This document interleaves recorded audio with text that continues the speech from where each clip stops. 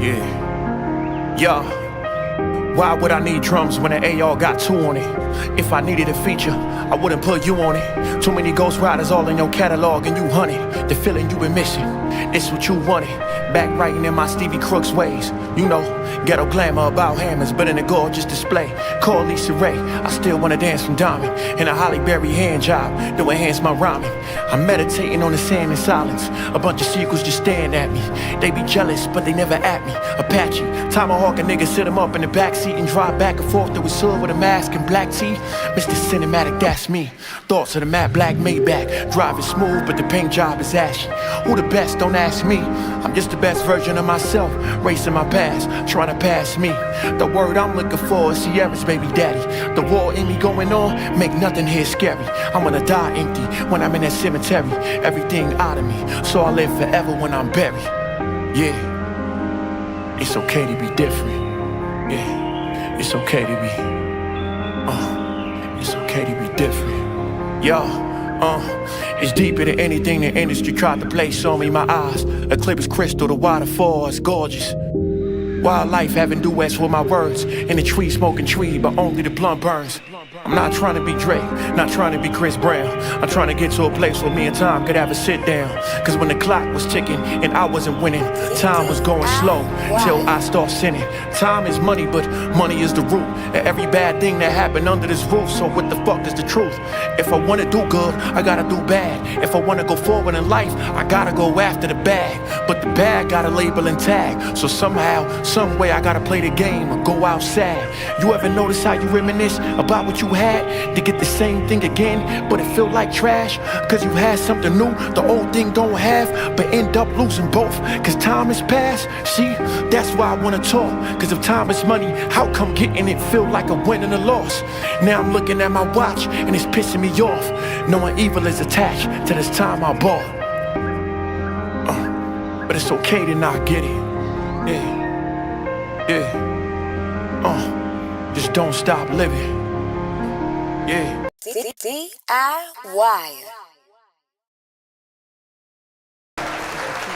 DIYers. It feels like forever. It feels like forever since I've been able to just see you right here in this chat and talk directly to you because I've had so many guests. First and foremost, where are my manners? My name is Curtis King, and you're watching Curtis King Reacts Special Edition, Subscriber Edition. And yeah. Over the last few weeks, the channel has definitely taken a turn purposely to doing more interviews. I have borrowed from the ecosystem of content for a long time in terms of reacting to other people. I felt it was I felt like it was my responsibility to create some content that everybody else could react to. So we're not done with this interview run. Matter of fact, we're just heating up. In addition to these interviews that you'll be seeing over the next few days, over this next week, we have a major one happening on the 17th. That is by far going to be one of the biggest interviews we've ever had. It is a Punch from TDE. Yeah. Somebody gonna have to tell the truth, and I'm gonna tell it. Get this. It's going to be in person on a DIYer stage right here in my home. Incredible. Some of you already heard that news who were here for when we first got it that day. Yeah, that's happening. So in the meanwhile, for those who are trying to understand, Kurt, I do not get it. Sometimes you don't got to get it. Sometimes you got to allow somebody to cook. And right now, I'm cooking. I am cooking. Retire Rochelle campaign sponsored by Popeye. Popeye 12s. I'm sick of y'all. Leave my New Balances alone. I'm wearing no shoes today for your information, but I'd gladly go pick them up because they match this fit really nicely. Mind your business. Anyways, much love to Vallejo as well. Yes, we got a lot of important, all of these guests are very important to get their stories, to hear their uninterrupted, unfiltered stories. And I want to share that back with the ecosystem that I have borrowed from. But we know most of us would not have been in contact with one another had it not been for the reaction series that we've been doing. And today I want to do something different. Today I want you guys to give me the stuff to react to, because I found myself kind of going around in circles about the things that I do and don't want to react to. I'll tell you this. I have no intent to react to anything Kanye related, Kanye adjacent. I'm not interested. I'm really not interested. But yeah, give me some stuff. Give me some stuff that that has your interest. I definitely see the Jay Nolan Chapo interview. I got to get myself educated on that. I'm not sure if I know exactly who Chapo is. Maybe you guys can help me. Maybe you guys can help me to understand. I know a lot of people were gravitating towards that for a reason. But yeah, I wasn't privy to him, unfortunately. And usually before I do any kind of stuff, I got to go do my research. But today is about you, a ghostwriter. Is that the ghostwriter that went viral for talking about the stuff with Drake? Is that the same one that I'm thinking of? Nothing negative. I'm with you on that, but at the same time, we know we living in real life. I'm not looking for nothing negative, but I'm not dodging anything that doesn't make any sense. One of Daylight's ghostwriters of the timestamp. One of Drake's. I read that so quick. I was like, Daylight. One of Drake's ghostwriters of the timestamp. Shout out to him. Okay. Well, yeah. We'll definitely add that to the list. I'm getting Drake fatigue too, though. I'm really getting Drake fatigue. I'm not gonna lie to you. I'm sick of talking about that nigga. Everything he presents is just more stuff to just shake my head at, and I hate turning into shake my head Curtis. I saw Meemaw 12s. Stop it, Miss Rec to you. Stop it. I saw the Meemaw 12s in pink, touched them, and got back pain. Drake stole no kid. Don't be trying to mix stories in while you getting your shots off, Miss Rec to you. I see what you did. I saw the Meemaws. I saw the Meemaw 12s in pink, touched them and got back pain. How you touch shoes and get back pain? Explain that to me. Thank you for the super chat. The fact that y'all pay me to boldface insult me is crazy. That's actually it. Leave the Meemaws alone. All right, they ain't got nothing to do with this. I hope New Balance sees how much I've been going to bat for them. They need to see this. I ain't never been crucified like that over some shoes. Them shoes are them things are so comfortable. LaRussell newest album. I would love to react to that. That'd be dope. Somebody wanted me to react to Will Smith's latest album. And I told them, as somebody who grew up as a big fan of the Fresh Prince of Bel-Air, as somebody who even really, really enjoyed Summertime, you might want to unsubscribe after I do that review. You might want to unsubscribe after I do that review. I might be categorized as a hater in your book after that review. I'm trying not to do it. I'm trying to, like, if you ain't got nothing nice to say, then don't say nothing at all. I'm trying to leave it alone. No will, please. Thy will be done. React to Saba and No ID's project. The whole project. I want to try to get a few stories because we still got interviews this week. So my goal is to probably get to like 3 stories a day. So like, yeah, let's not make it a full project. A full album will be dope. I think later on, maybe even something I do on Patreon. But today, not a full one. React to your last 3 episodes. Is Will's album bad? I haven't heard it, Mimi, but I heard a few singles. Here's the thing about it. I really get the feeling that people in the studio with Will are afraid to tell him what they really think. Or he's someone that shows so much love that people just let him do what he does. I just can't imagine, like, he was in the studio with Russ, and it just he does this thing, man. He does this thing with his. Okay, how about we start with that? Let's start with a music video. Do we have a music video yet? Can we look that up first? Let's look it up. He does this thing, and I can't explain it to you. Oh my God, hold on. And if I had him in the studio to record with, I'd tell him until he want to slap me. I tell him exactly what I'm thinking. Oh boy, yes, he does have a new video.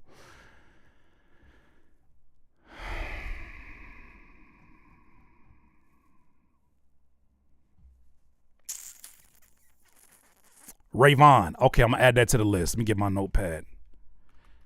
Rayvon. That one is definitely come highly requested.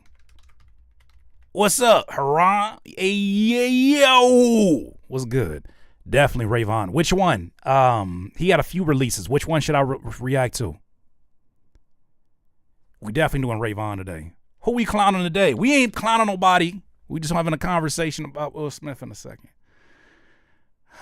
Tamara, we ain't figured it out. The freestyle. It's called Area Home. Okay. I wanted to hear Dollar Menu. Let's see both of those. What's up, Rappy Dooski? They trying to do a music venture and avoiding the ban. Billboard posted the article. Okay. Will's album is not bad. Rave in the Wasteland just sounded like he performed a Disney live action song.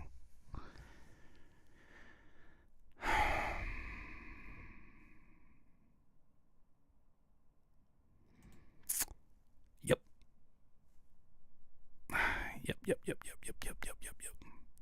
Does Coast Contra have a music video for that new EP? I would love to react to that. Glad you catering to us since you turned Hollywood. What? Nigga, what? Excuse me? I'm glad you catering to us since you turned Hollywood on us, Curtis. Nigga, what? What are you talking about? Watch your mouth when you're talking to me. Close your mouth when you're talking to me. What? Excuse me? Going to Hollywood? What is going to Hollywood? I provided you some of the grade A content from some of the best to ever do it. What's Hollywood? Nigga, what are you? I hate passive aggressive energy. Where is this coming from? You want to have a conversation to the side, and don't you say you just joking because you shouldn't have said it. What Hollywood? What Hollywood did I do? Don't disappear now. Where the hell you at? Nah, let's pull you right back up here to the front. Nah, Courtney, you should have let that. Courtney said, let it fly. Because I want people to be reminded. There you go. I'm here. Explain yourself. Hollywood how? And the only reason I'm giving you the stage is because you've been here many a times. Hollywood how?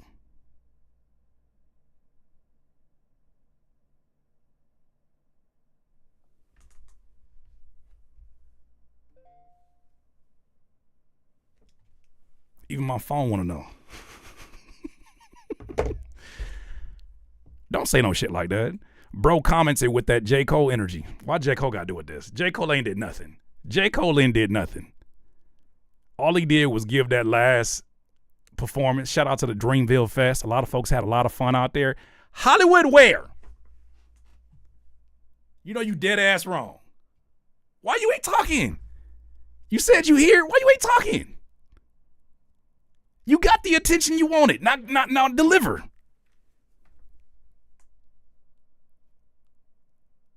How I go Hollywood from my house? Somebody gonna have to tell the truth, and I'm gonna tell it. McChilson, I want to. No, don't make it funny now. Look, I've been calling the feds a cyclops. I have smoke. What? Now niggas want to talk in code. He was talking bold, now he talking in code. This is why when people get blocked in here, I ain't unblocking nobody. I be believing my blockers. When people get blocked in here, I just want you to know, when you get blocked, don't you DM me about getting back in here. It's done. I believe them. I believe it. You said something, and somebody said, nah, you gotta go. That's how we keep peace in this community. If you've been blocked, I ain't unblocking nobody. It's about 400 names in there. I'm not going through all them names. And they're not in alphabetical order or numerical order.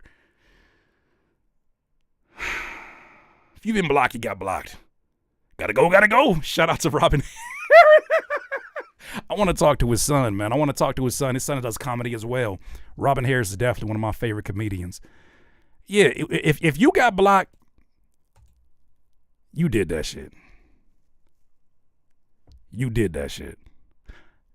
I say it's about a 2% chance it was an accident on one of my moderators or me. But if you got blocked, we meant that shit.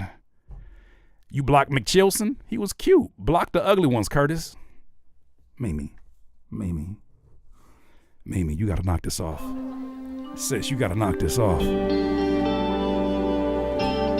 You gotta knock this off. You gotta knock this off, sis. You can't do this, sis. You can't do this. Like if they got ugly personalities, they gotta get booted. I gotta get booted.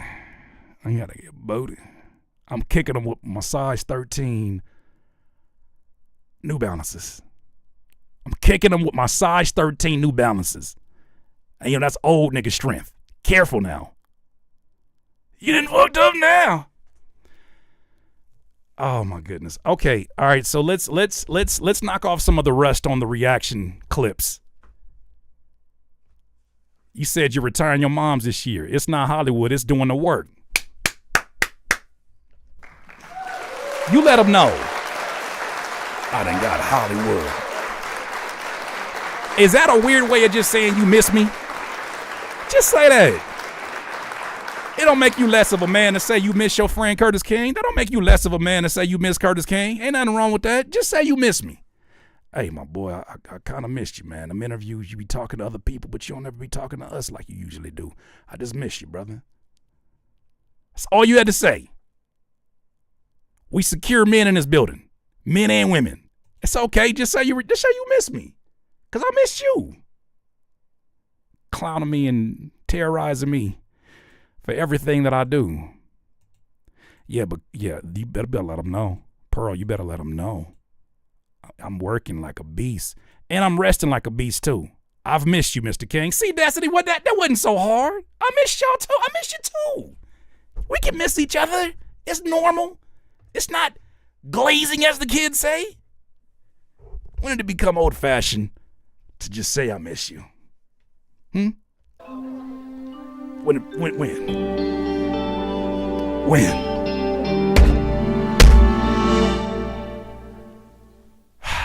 I miss you. There, Curtis. Okay, that's all. That's it. We done there. We done. Round of applause for you. Don't pause nothing. You ain't got to pause that. Paul, we miss you. Stupid! Oh, I swear to Miss Rick to you. I swear, Miss Rick, to you. Ooh. Ooh. Your wittiness is causing frustration right now, Miss Rick, to you. One of my exes, one time we was driving around the car. Me and her we was both smart asses. One of my exes, she was a smart ass. I was a smart ass too. We was this same level with smart ass. I told her one time, I said, I wish you was a man, I'd knock you out. She said, I wish you was a man, I'd knock you out. This shit frustrated me so much because I laughed harder than I've ever laughed. I said it jokingly, but I said, I wish you was a man, I'd knock you out. She said, I wish you was a man, I'd knock you out.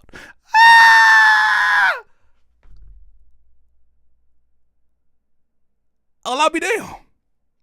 Well, I'll be damned. Oh, shit. She got me that day. I had shit to say. I was like, you don't really mean that, though, right? Voice got deeper. You don't really mean that shit, though, right?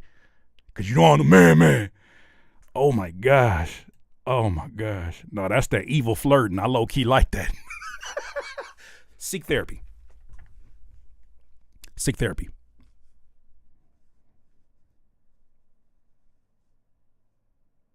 Evil flirting should never come out your mouth. Seek therapy. That's that evil therapy. That's that evil. No. Seek therapy. What's up, Epiphany? Oh, I seen it coming. As soon as you said that, I didn't. That day I didn't see it. All right, let's see what's up with this video right here. This y'all friend, all right?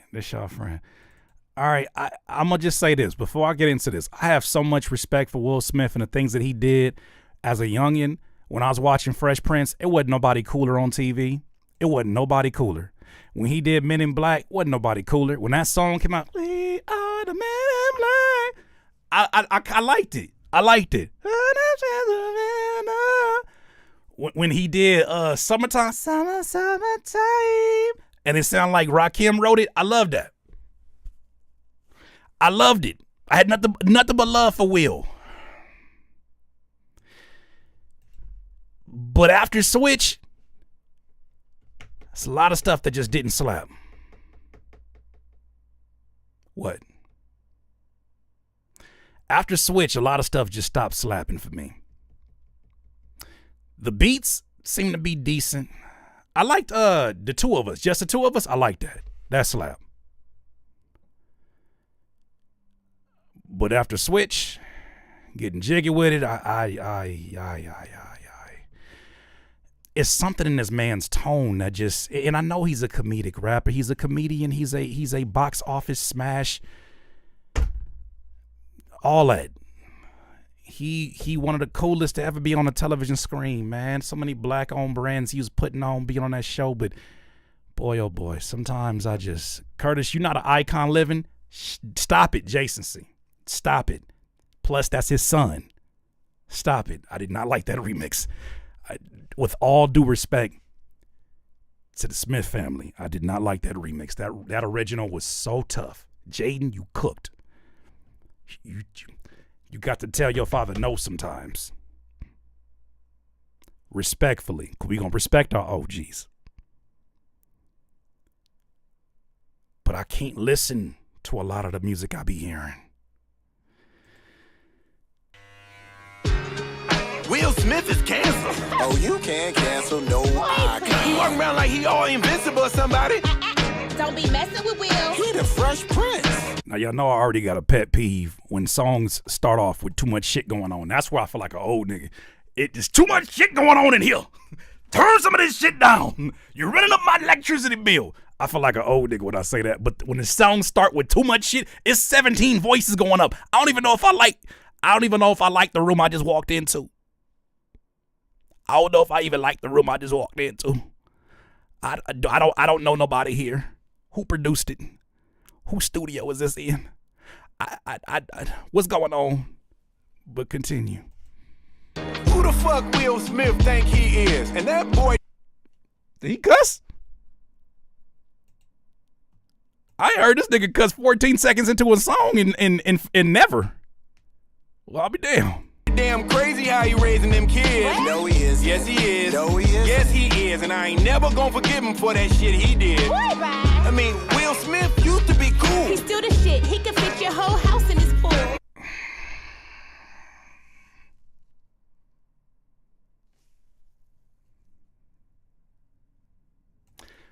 Respectfully, where do you play this at?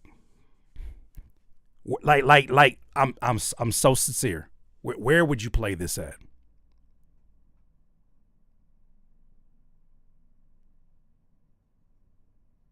Like, what's the occasion? At the house? Doing what, Courtney? Doing what, Courtney? Courtney, what you doing at the house when this song come on? A kid's pool party. You can't do that 14 seconds in. He said the F word. Oh boy, let's go. I don't know. I mean, he rich, but he ain't rich. Boy, I don't even remember the last flick he did. You don't remember Aladdin? What about Men in Black? Yeah. I know your badass squad bad boys. I know you remember that. Plus the soundtrack. I heard he down bad. I heard he won the Oscar, but he had to give it back. And you know they only made him do that shit because he's black. He don't need it. He the first to win a Grammy for It's headphone music for like somewhat conservative unks. Black unks. Somebody gonna have to tell the truth, and I'm gonna tell it. What you mean by somewhat conservative black unks? How you somewhat conservative? Ain't that like somewhat? Well, I guess it is a spectrum. Okay, a somewhat conservative. Oh yeah, that's, you know what? It's a lot better than that lean shit. I'll tell you that right now. It's a lot better than that. You need to learn you something. You need to learn you something, boy. Come listen to this shit. Come listen to this. Ain't no cussing and shit. All right, continue. That's a fact. He put all of Philly on his back. Bottom line, y'all, Will Smith is whack. I mean, he rich, funny, and sexy too. You wish you had a Jada Pinkett next to you. Him and Jada both crazy, girl. What you talking about? You better keep his wife's name out of your mouth.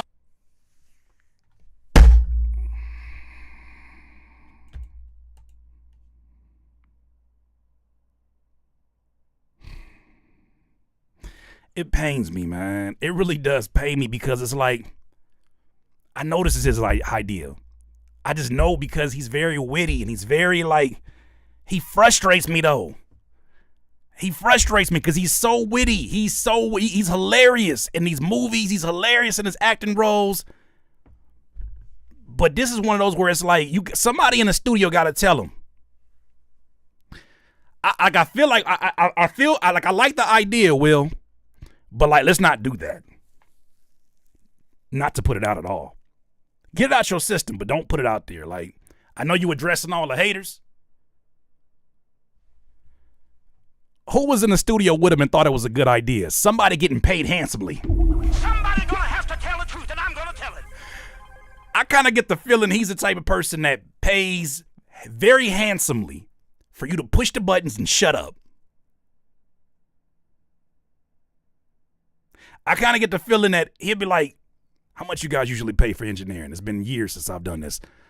1.2 million. Oh, that's it? Here you go. He ain't stupid. He's still from Philly. So he know when he getting hustled, you gonna get slapped. Shit! Nigga gonna meet Beige Rage. I ain't that other nigga, and I ain't got no Academy Awards that I got to be worried about. Nigga, cancel what? I'm going to jail that night. Shit, slap me. Nigga, hit me.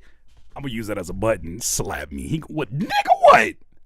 I said what I said. He a real one. He should understand it. This is for folks who are genuine fans of his. This pisses me off, man. It pisses me off. This is Jada's fault. She was in that studio, I bet. Destiny. He told you keep his wife's name out your mouth. You can't be talking about that man wife like that. I'll keep it away from stuff like that. This is hurtful. But if he came right now, you'd be like, come in, Mr. Smith, would you please sit down? Hell nah. I'd be like, come get a fade, cause all your haircuts I seen on the big screen been lame. One thing's for sure, you can't call him lazy. I ain't trying to call him lazy, I'm calling the nigga crazy. One classic album, what that make him Jay-Z? Jay-Z plus movies and TV. What classic album we talking about? The one with Summertime on it? He went about it all wrong. It's the tone. It's the tone. It really comes down to the tone. I'm gonna play another one. It's really the tone. And like, he's being who he is. He's very like colorful in his personality, larger than life. But this one is just missing a mark and it's pissing me off because I love the dude, man. I really grew up loving this dude, man. This shit is frustrating. Look, he's still the GOAT. Bad Boys came in first. I don't like his damn music. That nigga don't fucking curse. He gon' drop a new record like we all. In a pitch voice, he said that nigga don't fucking curse. Somebody get in the room with him. Somebody get in the room with him that's not afraid of getting slapped.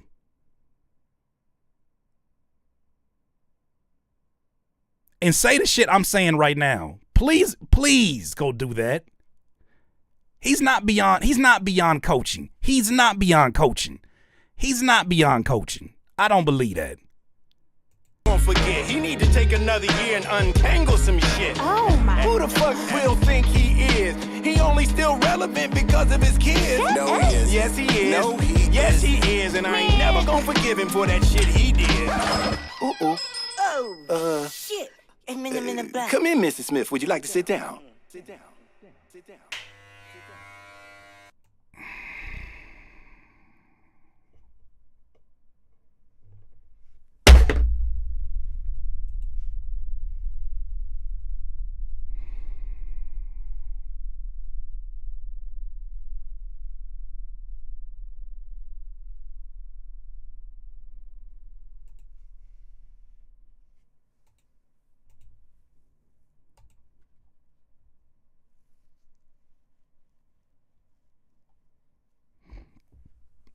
I didn't want to clown him. The word is not that. So his idea was to copy Eddie Murphy from Coming to America. I think he also owed Marty Mark. Remember the little kid that Martin used to play? Remember the little kid? My mama said, I need to come over here and sell these chocolates. He's literally playing the role with the spinning hat and the snot coming out his nose. Why you just couldn't get Martin to do that? Why not write some bars for Martin? I think that's an even better idea. You got B. Simone, shout out to her, doing amazing things. Won't you just bring in Martin to do them other bars? People, the Bad Boys fans would love that shit. You don't even got to pitch your voice. You could just make it him playing the role of the... Uncle Phil would have made him rewire that. Something tells me Uncle Phil probably would have said something if he don't fix that damn jacket. I can't fix it. There ain't no remixing I can do because I can change the beat. The beats is not the problem. The beats sound good. It's the look. Here's another one. This shit pissed me off too. Work of art was the song. Because I think what's happening is that artists who are the most relevant artists of the day today, like a Russ, are saying that's the next mission of mine. But it's starting to feel like, I hate to say this. Hoop fans, you're going to hate me for this one. I'm starting to feel like Will Smith is the Russell Westbrook of coaching, of rap. Have to tell the truth, and I'm gonna tell Will Smith is the Russell Westbrook of rapping. I'm starting to feel like that. What do you mean? I just seen an interview where Russell Westbrook is at that other stage where he start to not answer questions no more when the team start losing, and they be like, "Hey man, It's the stages of Brody. It's the stages of Brody. We've been there as Laker fans. You've been there as OKC fans. You've been there as Clipper fans. You've been there now as Nugget fans. When you start losing, and people ask a question. They be like, so what's going on with the team? I don't know. I can't really speak for everybody. Oh gosh, what's good? Oh gosh, he needs you, Celtics fans too. He didn't even play for the Celtics. That's how I know you a bandwagon Celtics fan. Boo this man. Boo! Shout out to my dog, oh gosh. Oh gosh, I'm sorry for hating on your New Balances. Them was the most comfortable shoes I ever had. I'm sorry. He's the Russell Westbrook. Every team he goes to, he does this thing, and then at some point he leaves the team. What's up, Don Dub? He leaves the team, and then the team gets better. And it's like a very emotional roller coaster. I think Russ said, I'm going to take this on. I'm going to take this on. I think I can make him rap better. Listen to this. Where I found my voice. It was like, that's how I want to sound. That's what I want to talk about. Wow. And it was Russ was like, don't even say less. I got this. If anybody has mastered cadence, because the issue I have specifically with Will and his rapping these days, it's when he stretches the words. I take it in a pond, lean upon the lawn, and that's one thing. Two, it doesn't. Thank you, Don Dub. His writing feels disconnected. He should be more involved. Joyner's style is too animated. Yeah. Why not just go back to Rakim, allegedly? Why not just go back to Rakim, allegedly? That right there, that pocket he was in, smooth, groove, that right there can still go. He should be in the studio with Joyner, with Larry June. I said it. He should have been in the studio with Larry June or Dom Kennedy. Larry June or Dom Kennedy would do him justice. That's who he should be in the studio with. Alchemist and Larry June. That's the perfect project for them. like, I had recorded probably 20 tracks before that. And there was, you know, the old constellation of ideas of who I thought I needed to be. Oh, Lord. Let's get to it. I'm a work of art. Baby, look at me. I'm a work of art. I would say Currency does Currency very well. But don't put Currency in here and get him thinking he could put all them extra words that Currency do. Currency has mastered run-on sentences in the smoothest way possible. Will Smith can't do that.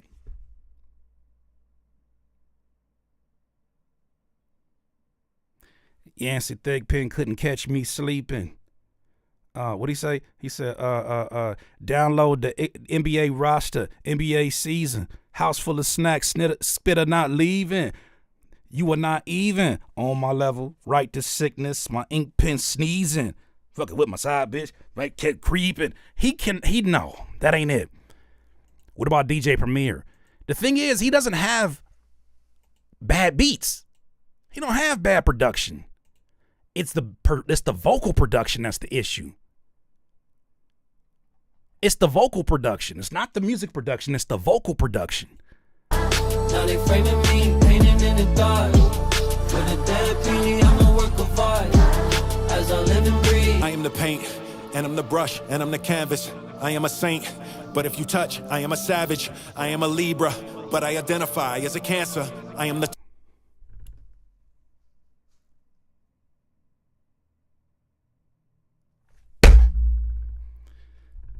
tongue, truth and the lie, both in tandem. I am the sun, and I'm the rain, and I'm the wind. I am for real, and I'm pretend. I am Musa, I am Jesus, I am Judas. I am the judge, I am the victim. It sounds like he's reading. It sounds like he's reading.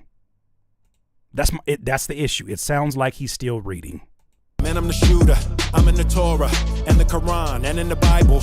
I am a shepherd, I am a leader, and a disciple. I am the wretched, and the... It's almost like he's approaching the bars as if they're a script in a movie. And I think that's the thing for me that I'm like, that's what's disconnecting. Even when he's like showing emotion, it sounds like he's disconnected from it because he's still delivering the motions as if it's a role. And it's like, no, this is your lyrics. This is you. Unless it's not his lyrics, and he do be having writers, so that happens. The blessed, I am the average, I am the shadow, and I'm the light, I am the marriage. I'm a work of art. Baby, look at me, I'm a work of art. Oh, buddy. Oh, buddy. This shit is just irritating me. That's that speech class cadence. Bantan. Oh, man. What is he saying? That he identifies as a Libra. You didn't catch that? Nexar? He identifies as a Libra. That's what he said. Everybody can hear that. I'm just playing. I don't know what the fuck that means. What does that mean? Where's Ja Rule? I need him to decode this. Oh, man, it hurts. The Libra delegation rejects this dude. Hell no, he can't go. Somebody gonna have to tell the truth, and I'm gonna tell What's wrong with you, Miss Rexu? You just got it out for everybody today. Why do you gotta come in here toting all these damn guns? Did you know Cameron talks Uncle Herb Hudson from Harlem founding Roscoe's Chicken and Waffles? I did not hear about that. Thank you for the super chat. This song's rated PTSU, meaning pack this shit up. Cobb's sanity. Come on, man. Tamara said, Will has never been real to me. It's like he's always in character. Oh, my gosh. You a young Paul. I'm 45. Why you keep getting on my head? I'm a young Paul. I'm sick. Oh, man. Thugs give hugs, too. Thank you so much. Any reason for Will to put on a dress? Okay, Dominique, thank you for the super chat. I'm going to act like I just keep on going. Party of two. I appreciate everything you do for hip-hop. Who pose a part of you, too, in the culture. All right, so when I say react to stuff, I'm not talking about random videos. And I'm not like we got to, you realize it's a job, too. And the way that I can put the vitamin in the brownie by bringing the artists that we should really, really be hearing is to talk about the artists that already have your attention captivated. We can't do that the opposite way. That's a disservice to the artists that we want to put the vitamin in the brownie. That's the way that this whole content bag works. That's I feel you. It might, no, I'm not reacting to Kevin Ali, Joey Badass diss. No. The algorithm has not served that up to me. And no, this is, I think you got to understand, like, this is how this works. I'm taking suggestions though. But yeah, nah, we ain't doing that today.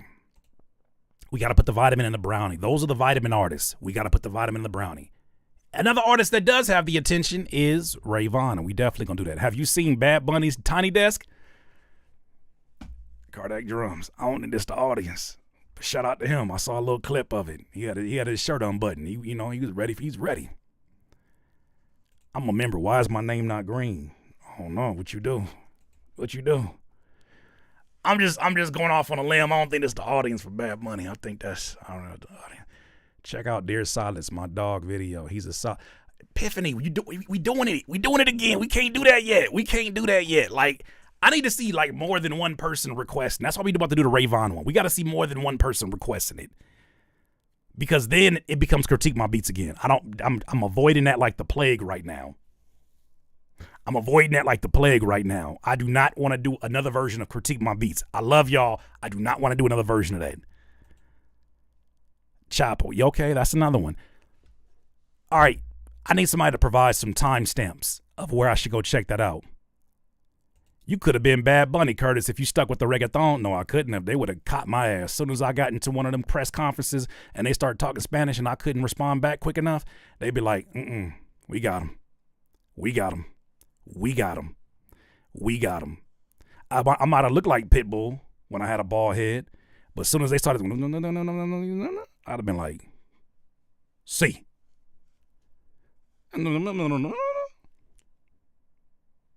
See. They'd have got my ass. Curtis is too black.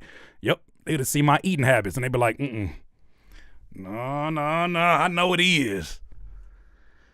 Whew. I'd have slipped up and said some crazy shit. And they be like, what did you say? Curtis the Dominican. The Dominican. That's crazy. We got him. Yeah, they would have got me. They'd have got my black ass. You say your name Dwan or Juan? Yeah, as soon as they see my Wikipedia, they'd have been like, oh, hell no. We got him. Ketchup on the tacos would have given it up. I remember you was conflicted. Soon as they sat me down and I started putting ketchup on my tacos like I enjoy, I don't care about your judgment, they'd have kicked my black ass out that room. They'd have been like, he ain't even with the people like that. Get his ass out of here. I'd have been like, Heinz? Ketchup? For what? For my taco. He's black. Get him out of here.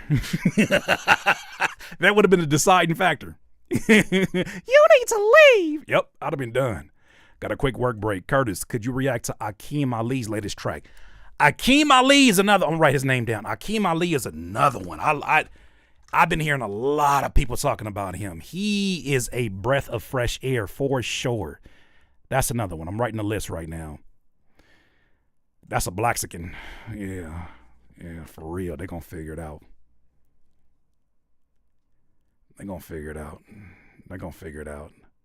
How do you have the abuelas passing out? Yep.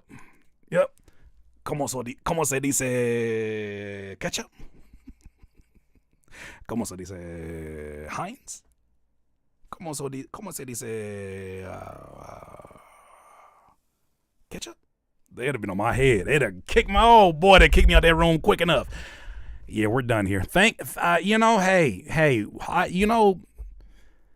think it's a fascinating contrast with Mr. Will Smith, man. It's a fascinating contrast in that he's so charismatic. He's so damn charismatic, and you want to see him win.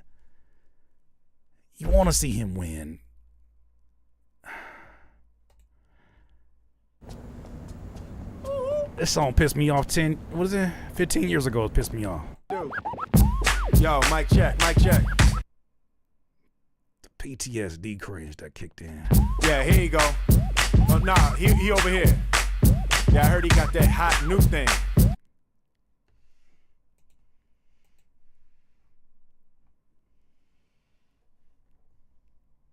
How you ain't like this? How you like this? Your ass is out there like, ooh, we ain't gotta get naked, girl. That's what your ass out there doing, huh, J-Mo? You was out there. It's called Switch. Let's get it going.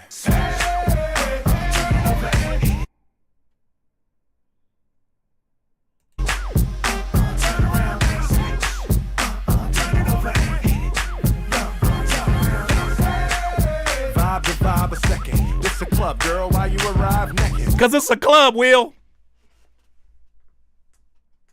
Cause it's a club. It's a goddamn club. That's why she's arriving naked. From the first line, it pissed me off. Oh gosh, you didn't like it. You trolling. You trolling. You trolling. You trolling.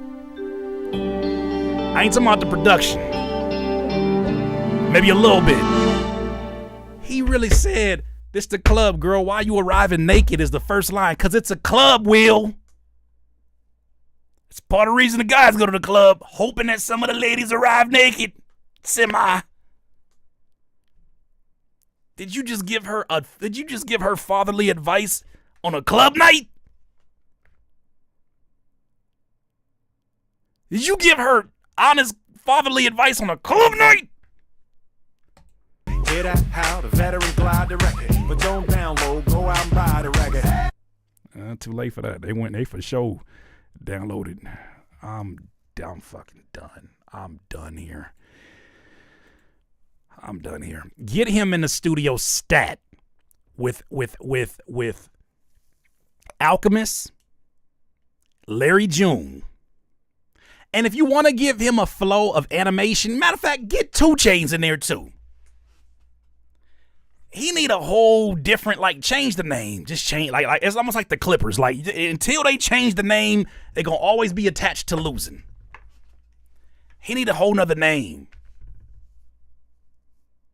He need Dom Kennedy. Dom Kennedy would do that. It would set him up nice. Dom Kennedy, Cardo Got Wings, Wiz Khalifa as another writer. Oh man. That's how you get him supremely updated.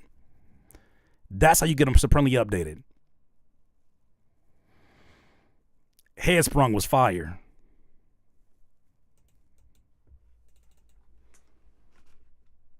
That wasn't even his song. That was LL Cool J. I don't have to think about that for a second. They call me Big L.A. Big Silly. I hated this air. I ain't gonna lie to you. I really hated this air. Oh, I hated this air. There's nothing I hated more than that air of production and in this air. Boy, oh boy, when I tell you I hated when hip-hop went to Spanish guitar. Oh, I can't tell you an era that I dislike more. Not because I don't like Spanish guitar, I love it. But boy, oh boy, did these niggas overuse it. Boy, oh boy, did they overuse it. Boy, oh boy, did they ever use. Oh, they overused it. Everybody had one of these.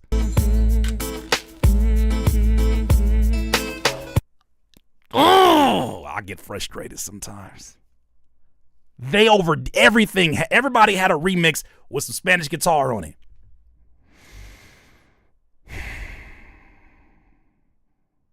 It was the Ricky Martin after era. Oh, it kind of was, huh? We was living La Vida Loca in 99. Yeah, that's like 99, 98. 1,000 Kisses was cute.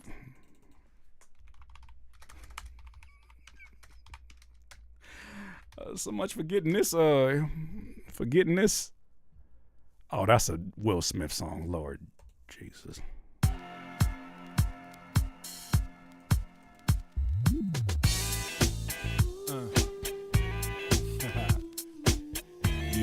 What the hell is this? I ain't even heard this. What the hell is this?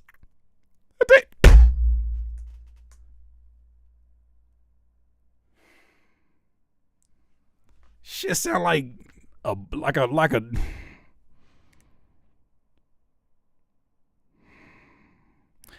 This shit sound like a Boost Mobile commercial.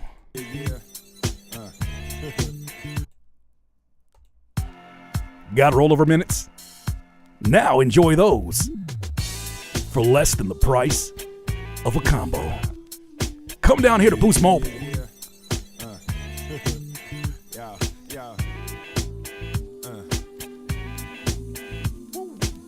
I feel like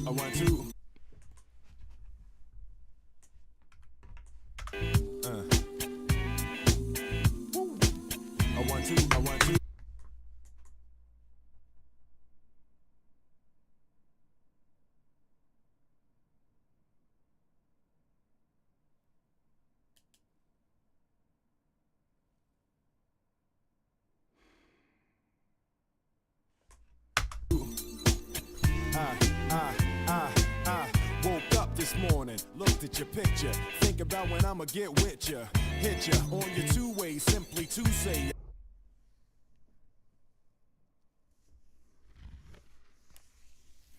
Y'all said Rayvon, right? All right, let's see what's going on. Let's see which one we should go ahead and react to. I need a palate cleanser. This is, whoa boy. Oh man, boy oh boy. Boy oh boy. Okay, y'all did it. Y'all said it. Yep. There it goes.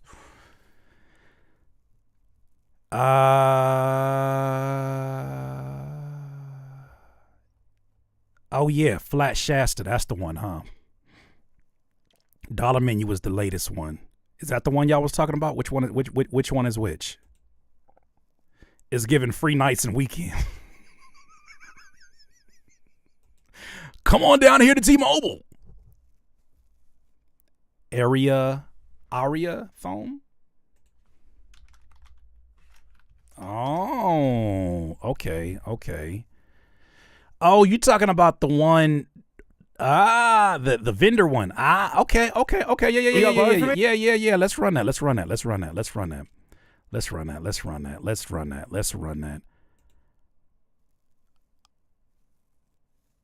Okay. Wagwan. Oh, come on, Pac. Stop this.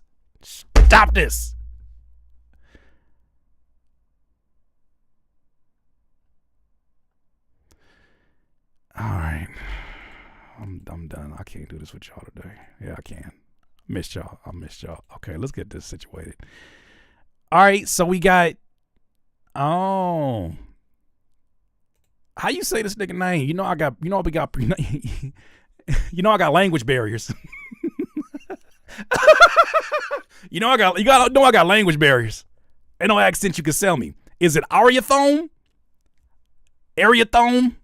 Arithome? Ariathone? Ari at home. I bet it is. Pronunciations 3, 2, 1. I got language barriers. Ain't no accent you can sell me. Ari at home. That makes a lot more sense. Just break it down, huh? Just like break it down and spell it out, huh? Thank you, Sid. Appreciate you, man. DIY.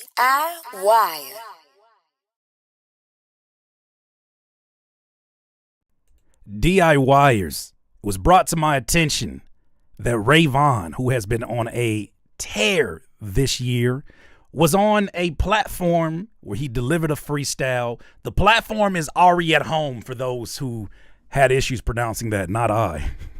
My chat definitely didn't help me figure that one out. No pronunciations here. Anyways, this is something that's definitely been picking up steam and really going crazy on Instagram, and I want to react to this. So this is once again him pulling up on his one-man band, Ari. Let's see what this hitting for. You got bars for me? I got bars. That's too bouncy. It gotta be like some soul. Oh, you want something soulful? Yeah, all right. Some soul. Like old school-ish kind of? Yeah. You got to give me a little time because I got to make it from scratch. He's sitting on here with that one-man band stage. Like he going to the moon and making them. He going to the moon, doing taxes and making music. That shit crazy. I wish these particular pieces of content stop acting like they just found them on the street. I wish they stopped acting like he was walking down the street and just Rayvon just happened to pop up like, oh shit, Ray, freestyle? I got music? I really wish that they stopped playing me like I don't know, like I ain't never seen wrestling before. But continue. Make it from scratch. All right. Yeah, that's hard. That's kind of hard.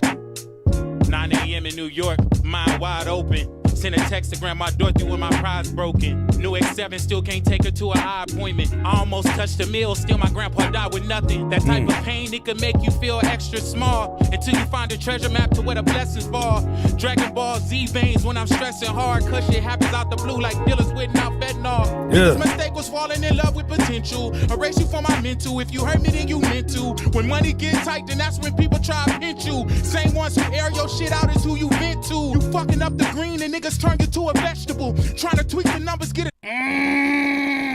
He's fucking with the green. Niggas turn you to a vegetable. Ain't that something? a dot, that's a decimal. If you ain't taking care of your C's, it's unacceptable. If I die today, my block party look like a festival. My heart is If I die today, my block party look like a festival. I love it. Not you dying, but like just the imagery that is being put forward. His pen game is nice, man. no longer in service, it's not accessible. I make an impact on lives, I'm unforgettable. The shooters around me taking souls like collectibles. Trey got in that courtroom and told, and I ain't had no raincoat to help me weather the storm. Last night I buried my cousin and I still Hold on. Is that a Drake line I heard? don't lies, I'm unforgettable. The shooters around me taking souls like collectibles. Trey got in that courtroom and told, and I ain't had no raincoat to help.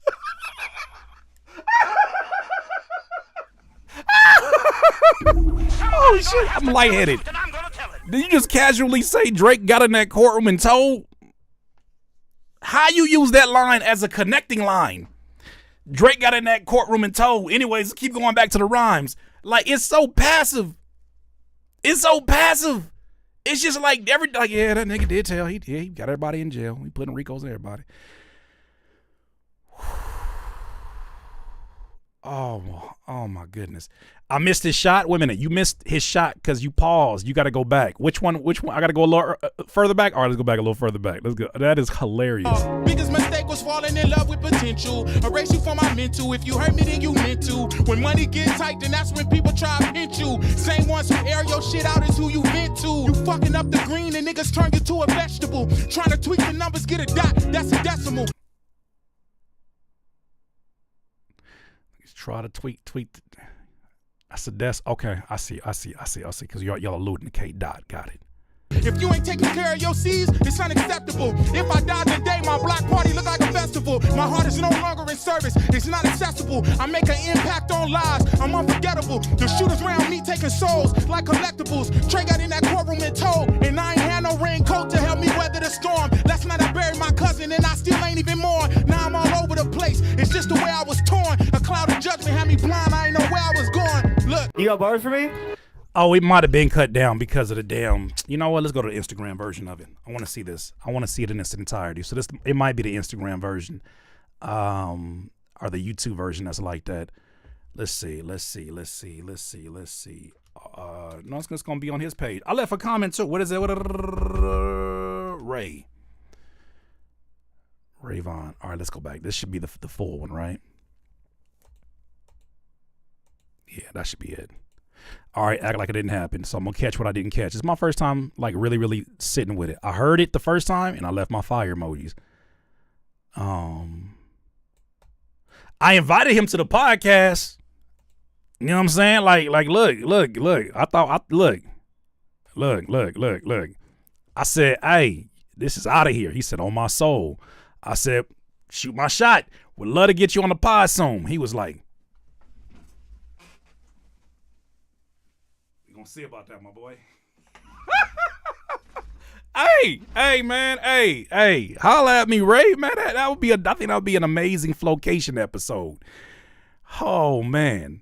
If you think I don't get left on red, you got something else coming. It happens. We need Razcast. That needs to happen for sure. Ooh, I will reach out to Razcast. I'm going to reach out to him. I am. It'll come around. That's why I'm not stressing for it. Look, when it's that time, right, Courtney? It's that time. I ain't worried about that. I am learning to say thank you when God gives me no's. That's not an easy thing for somebody to do who's always looked at it like, took it personal. This is not an L at all. This is not talking about this. I'm talking about in general. Like, learn to say thank you for the no's. That's so important. All right, so let's hit it one more time from the top, and I'm gonna catch what I can catch from this. This is fire. For me? Huh? You got bars for me? I got bars. Dude, Stop acting like y'all just found each other on the street. too bouncy. It gotta be like some soul. Oh, you want something soulful? Yeah, All get right. some soul. Like old school-ish, kind of? Yeah. You got to give me a little Facts, time because yeah. I got to make it from scratch. Yeah, make it from scratch. All right. Yeah, that's hard. 9 a.m. in New York, mind wide open. Send a textagram, my door through with my prize broken. New X7 still can't take her to an eye appointment. I almost touched a meal, still my grandpa died with nothing. That type of pain, it could make you feel extra small until you find a treasure map to where the blessings fall. Dragon Ball Z veins when I'm stressing hard, cause shit happens out the blue like dealers with out fentanyl. Biggest mistake was falling in love with potential. Erase you from my mental. If you hurt me, then you meant to. When money get tight, then that's when people try to pinch you. Same ones who air your shit out is who you vent to. You fucking up the green and niggas turn you to a vegetable. Trying to tweak the numbers, get a dot, that's a decimal. Try to tweak the numbers, get a dot, that's a decimal. Woo! Woo!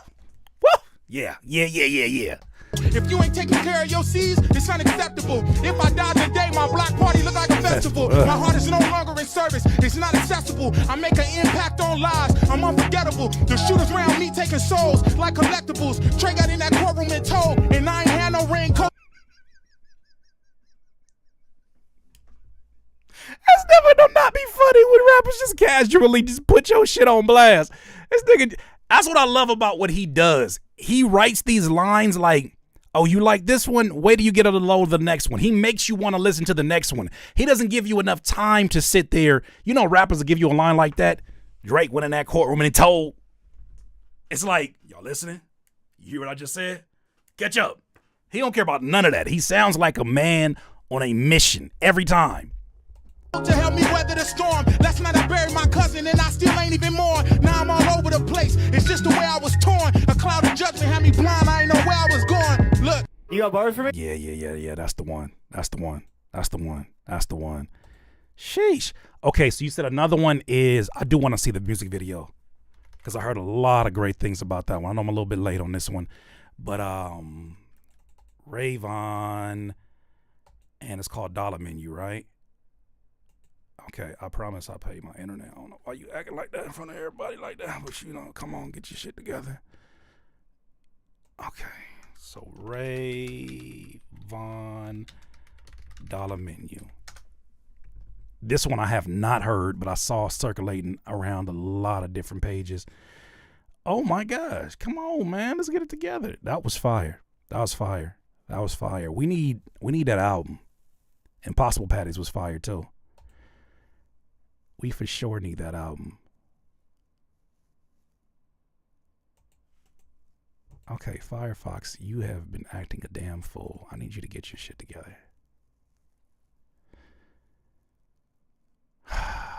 Sorry about that, y'all. Give me a second.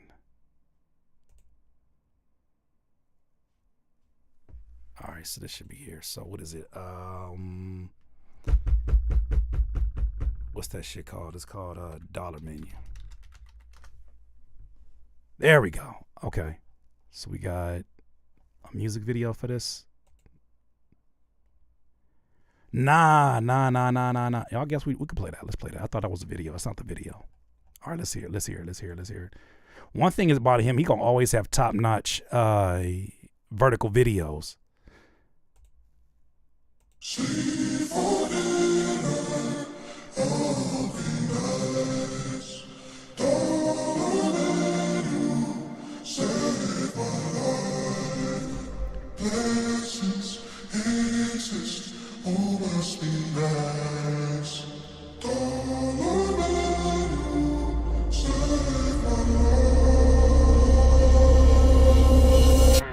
here go this nigga. Hey nigga, what's up, bro? What you want to do? Dollar Menu saved my life. Maybe everything gon' be alright. 10-piece, but my mama didn't eat that night. Promise I'ma keep it 99 cents for life. Last night I had sleep for dinner.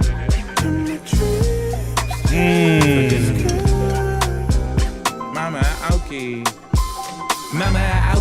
Stepped out a dope fiend. Know how to sell drugs, know how to sell dreams. Age of 14, I was doing my own thing. But mama, I'm hungry. Cause last night I had sleep for dinner. In my conscience, he weighed more than me. From the women I hurt, from the people I leave, from the fires I feed. Found a job on Indeed, cause last night I only had sleep for dinner. In Hell's Kitchen with the recipe for disaster. In Long Beach, donate plasma. Would donate my sperm, but I can't cause I know how I feel to be bastard. And last night I only had sleep for dinner. Couldn't even afford a TV dinner. Not a banquet, a kid's cuisine, Marie Calendar. Don't know how many days left on my calendar. Do you want it? Cause I'll give it to you. Just like that, motherfucker.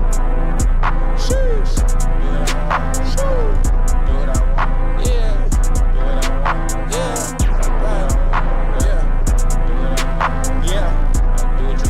crazy. Yeah. Standing on couches cause I'm trying to fuck that bitch, bring the bottles to me. Y'all be in DMs begging these hoes, I feed off the dollar menu. Yeah. Started off broke, now I got that money on Blicky, I got it with me. Yeah. Y'all be in DMs begging these hoes, I feed off the dollar menu. Big forehead, bitch, throw it back. Hate rats, but I love hood rats. Wait, what's that logo on his hat? LA County, do you know where you at? Take the order, make a double back. Sitting at your window with a Big Mac. Ain't ashamed that I used to wear shacks, cause I hit a home run, slide to the 4 backs. When I do my look, every time. Pop out, got 'em shook, every time. Niggas always cry wolf, every time. Putting money on books, every time. And it's like that. Gotta go out and never look twice at. Everything going good like a white staff. I been tearing through the city in a white cat. Standing on couches cause I'm trying to fuck that bitch, bring the bottles to me. Y'all be in DMs begging these hoes, I feed off the dollar menu. Yeah. Started off broke, now I got that money on Blicky, I got it with me. Yeah. Y'all be in DMs begging these hoes, I feed off the dollar menu. Yeah. It's Big Bad Junior, Mr. Pie Scraper. I'm the Lord's favorite. Throw a lot of money, do a lot of saving. Don't tell that bitch, hey, my son, let's some shaded. Can't beef with my DMs, I made it. I can't check my DMs, I made it. I'm part of the motion club, I made it. Nigga, I'm me, you hate it. Look. Y'all get a sense of euphoria, a little euphoria energy running through this. Not that it sounds like euphoria, but you get an idea that this kind of feels like see two of them kissing and hugging on stage.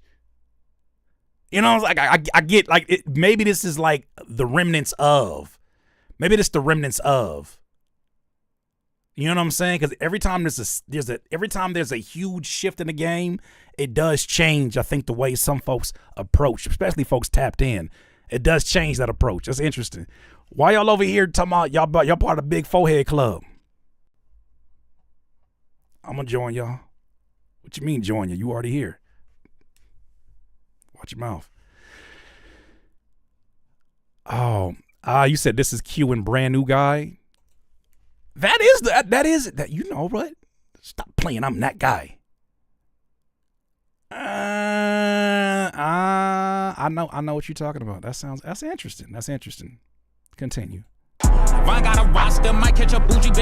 What I love about it is that no matter who you credit to it, it makes lyricism sound very entertaining to people who don't know what the hell he's saying.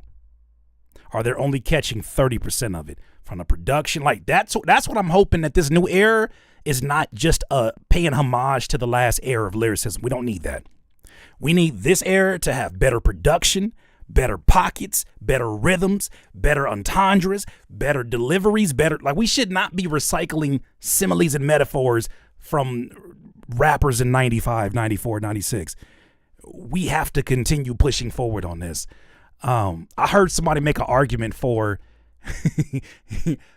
it's gonna sound so blasphemous, and I'm gonna try to find the video after this, but he made an argument for why the golden era was the worst thing that happened to hip-hop, because it's an impossible bar that got set to outdo and it might have been on the Old Head podcast. I'm gonna go look it up and see if I can find that, but he was saying basically that he felt like that era is what everything gets compared to. And it was such a one-of-a-kind era very early on in this, in what we're seeing, and it's impossible. Like he said, that's the worst thing that could have happened to the new music. When was the golden era? We're talking about late to mid 90s. Not late, early 90s to mid 90s, early 90s to mid 90s. So we talking about like 89 to 94, 96, 89 to 96.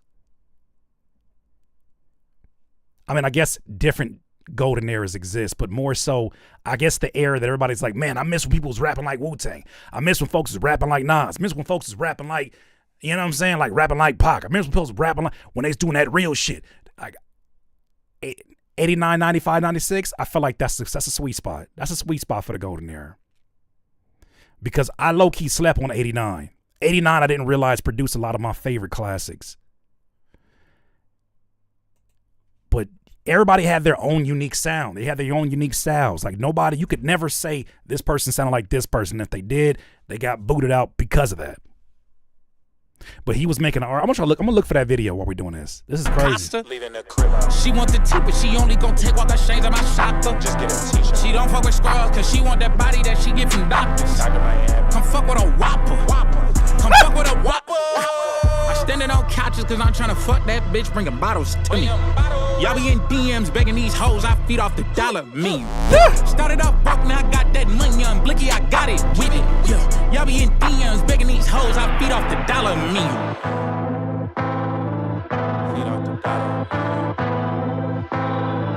I found it. I gotta get it. We're gonna react to that next. Listen to this voice my mama left me talking crazy.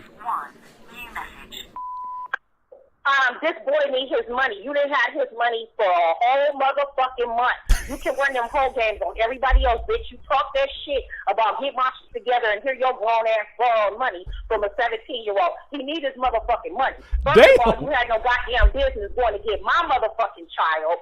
Bitch, take care of that bitch baby over there and worry about that bitch baby, okay? Don't fuck with my kids. I didn't ask you to go get him and neither get his motherfucking daddy. You didn't confirm a goddamn thing with me. Stay the fuck out of my kids' business. Quit going to get motherfuckers, you irresponsible bitch.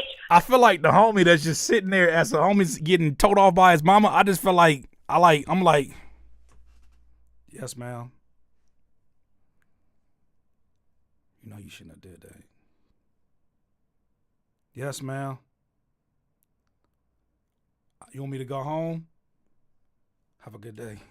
I feel like I'm sitting there right there in the middle of that shit, like I ain't supposed to be there. Pay this boy his motherfucking money. So I air your shit out. Well, round of applause. You start shrinking? Yeah, I for sure feel smaller. I see.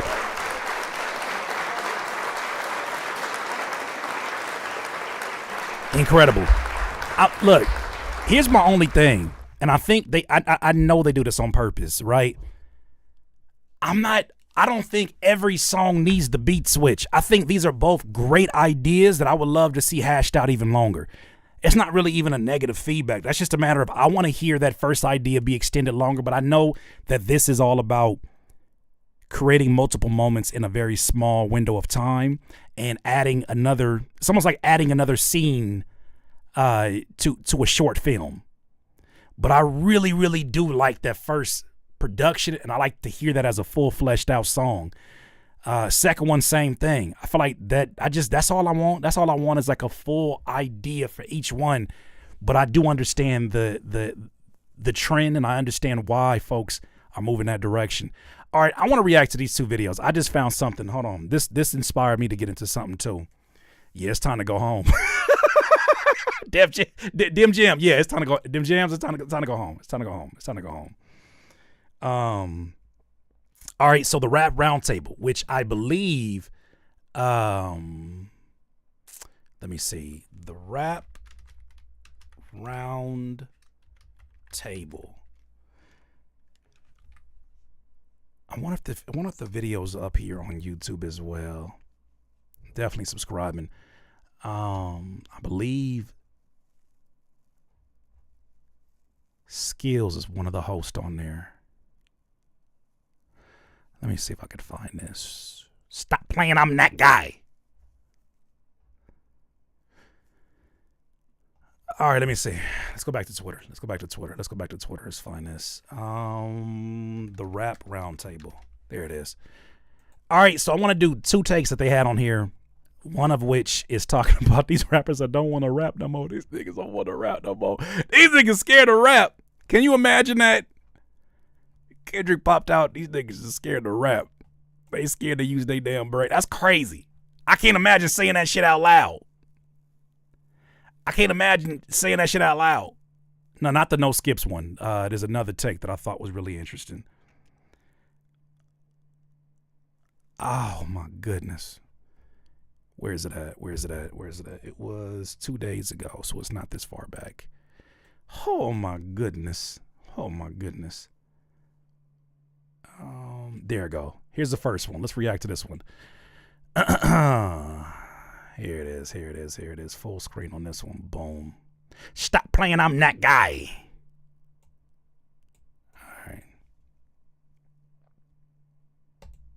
DIY. Okay, DIYers, I saw a fascinating take, a hot take, an unpopular opinion, courtesy of the Rap Roundtable that includes the legend Skills. And I heard this and I had to really sit and think about it for a second. Well, one of the hosts on this podcast said, unpopular opinion, 90s rap has set an impossible standard that rap fans will never allow any other era to miss. Interesting. Let's hear him cook. I got my unpopular opinion. I think as time continues to go along, and it's a constant thing, more and more I'm starting to believe that 90s rap was actually the worst thing to happen to hip-hop. Yeah, I got the same reaction when I first heard this. The worst thing. The last 15 years wants you to hold its beer. The worst thing? Sheesh, continue. Gotta break this down. Now that, and I say it's that. been a good run, y'all. Hear me out. Drop the mic. He's out of here. The Rap Roundtable. There was no 121 happening, okay? It's done. It's over. Oh, damn. First the Fat Boys breakup, all right? I correct myself. I thought it was Skills. I don't think that's Skills. I don't think that's Skills. That ain't Skills. That ain't Skills. That's a whole other nigga. I'm sorry. I apologize. Let them cook though. Look at y'all. Y'all already talking about some hell no, that ain't it. No, hell no, hell no, hell no. Let him cook. He done made my blood pressure go up to 30 points. Okay, let him cook. Let him cook. Let him cook. And I say Sin signed off. And I say that because, I believe that as time continues to progress, it's become mythical now. Huh. You got these online accounts who base their whole shit on 90s rap. They make lists on 90s rap. They grade everything on a 90s rap scale. And it's just like, it's become to a place where it's like, in real time, for the people who lived through it, there was whack shit in the 90s too. You know what I'm saying? It wasn't all flawless. It wasn't all cloth. There was bullshit happening then too. But it's like the 90s. Yeah, it was bullshit happening then too, but it wasn't brought to the forefront as the best representation or the most financed representation in terms of the machine. The machine wasn't financing that to be the sole representation. It was more harmony. It was more harmony between this style and this style that might be on polar opposites. You saw that golden era, always allude to this, but you saw there was a time period where you could see NWA and De La Soul and Fresh Prince and Jazzy Jeff. You saw them on the same tour. That was a thing that was possible because there existed a harmony between both of those polar opposites. But yeah. So the premise I'm assuming is that the 90s made such great music and had such a great offering of artists that I guess the next generations could not keep up with it. So that's why they went to complete opposite. It was like, forget all that skill shit. I'm trying to do some shit that ain't got no skill to it. What? It's becoming such a talking point on social media to where it's just like, there's no one's ever gonna be able to reach that height. They're never gonna be as good as. And it's like, is it truth? Are niggas lying? And I just feel like, again, if you would have asked me this 10 years ago, that was Grill. But in 2025 and beyond, I'm starting to feel like 90s rap was the worst thing to happen because it's become a thing where people keep using. Is it 90s rap fault or is it fans' obsession with nostalgia? Is it 90s rap and all the participants in it that brought their best foot forward? Is it their fault or is it the nostalgia that people are attached to when they say this thing is better? For some people, you could make a strong argument that the music that they were making was more musical. It had more storytelling. It was from a more authentic place. It wasn't about the commercial success of it. It was more so about the art. So you could make arguments in that direction. But really, when you see the type of artists, especially some of the ones that we have been covering, when you see the type of artists that exist in this era, the ones that tend to have been celebrated, specifically before last year, tend to be the ones that don't really value those things. Right? I still remember Slim Jesus getting in that DJ Vlad interview and saying, "Oh no, I don't do no drilling. That's stupid. I'm gonna get locked up for it. That's stupid." As he made the soundtrack to drilling under the moniker Slim Jesus, I remember hearing I forget the kid's name, but he was talking about on Genius. He was like, "Oh no, I just rap about that shit. I don't really be about that shit." That was a death sentence in the 90s because of how much authenticity was attached to the artists and their art. But I think a lot of that has to do with nostalgia, in that nothing will ever be better than your first. Nothing will ever be better than when Lil Tecca, that's what it was, Lil Tecca, thank you. I think a lot of that has to do with the nostalgia. And then also, too, I do think there exist artists who stop trying to make better music because they said that's not the fight that I'm going after. I think they said that I am going after a different type of audience, a different type of goal. A lot of that happened to be monetary, I believe. A lot of that happened to be likability, I believe. I think a lot of that had to do with that, and that became an issue. And I think there's going to be people who came up in this last era who are going to be like, I can't stand all this damn rapping that people are doing now. I want to get back to the good days when people were having fun. Watch. Remember I said this. Give it like 3 or 4 years of this elevated level of music, elevated level of lyricism and authenticity, and people will be screaming about they want the fun back, especially as the economy starts to tank more. Watch. It's the same cycle. Exactly, Jamal. It's the same cycle. But I'll let him finish this off. This is an interesting take. There's a crutch, lying, exaggerating, et cetera, and it's like, you're not giving hip-hop a chance to grow, a chance to expand, and these artists who are living in real time a fair shake.